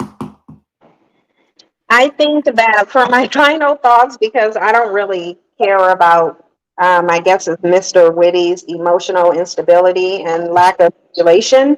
I don't necessarily care about that. But look, I don't know everything. I don't. I use a lot of deductive reasoning. And so at the end of the day, I think it's probably in Black men's best interest as a community and as a group of men to acknowledge their shortcomings, where they've gone wrong, learn from history, and actually be proactive about what they want to accomplish. Because you're not going to accomplish what you want to accomplish by sitting around complaining and blaming other people and acting like you have no autonomy. I do think that whatever Black men want to accomplish, they can accomplish it, and I know they can because I've seen it throughout history, specifically when they fought the Supreme Court over anti-miscegenation laws and were successful in most of the cases. So I don't think that Black men can't accomplish anything. I think they lack the motivation to because they simply don't care about their community, and it's quite evident. But I really think for the future, it would be in their best interest to adopt a new mindset. If not, they're going to have a lot of problems. And I'll leave Yeah. it. Thank you. I actually think talking, I think one on one with you or someone else, like it's better than having like I envision a panel of men on here who indicated that they would be on here that I sent the link to. But I preferred this dynamic. Let me just say that. Um, we're not broke, we're fruitcakes. Love you and Sin. Keep up the great work. Thank you so much, fruitcakes. Isn't it fascinating that he knows more about everyone's personal finance? Finances than Mega Ever's accomplishments. Geez, I wonder why this is. Look, Well, I'll say this thing is because I already see the projection being in this space, and I think you're going to do great things. I think based off the amount of female attention that you're getting, you'll keep getting attacked. But I really do think you're going to do great things in this space. I really believe that. I think what you're doing is great. I think you have shown that you're different from a lot of, and just a lot of people in this space in general, not just men. But I think you're going to do great things, and I think you should be a little prepared for the uptick in attacking that you'll probably get based on, um, the response from women in this space to you. yeah, I'm trying very desperately to not listen to any of it. I haven't watched anyone's attack on me. And part of that is like, I don't want that kind of negativity in my space. But I also recognize that there are people who might have sort of valid reasons to be upset. And I don't know these people. So I'm not about to engage with it at all. I'll just let people have whatever they have to say. Now, if you are if for people who send me videos, only send me things where people are trying to dismantle my argument. That is all I care about responding to. No matter how small or big the content creator is, I will respond to that.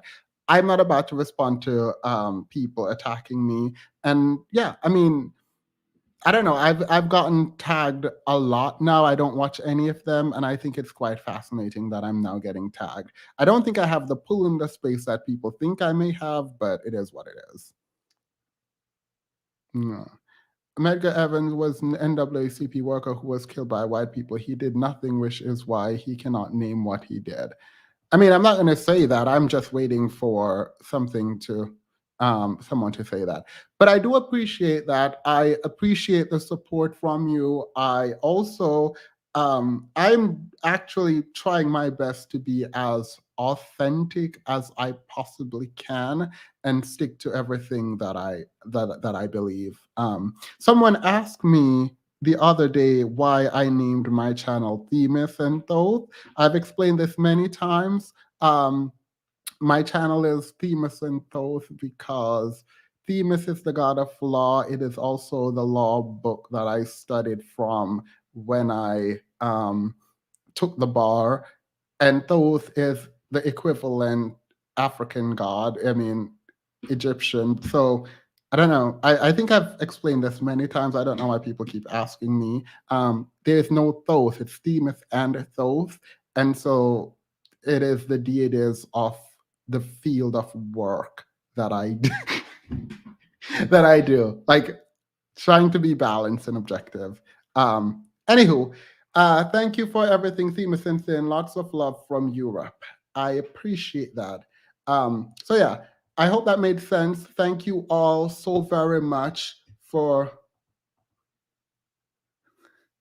Thank you so much for all the support, the work. I didn't expect anyone to be here. Now I have to go because the moderators are already in the meeting and I'm going to be late. Bye.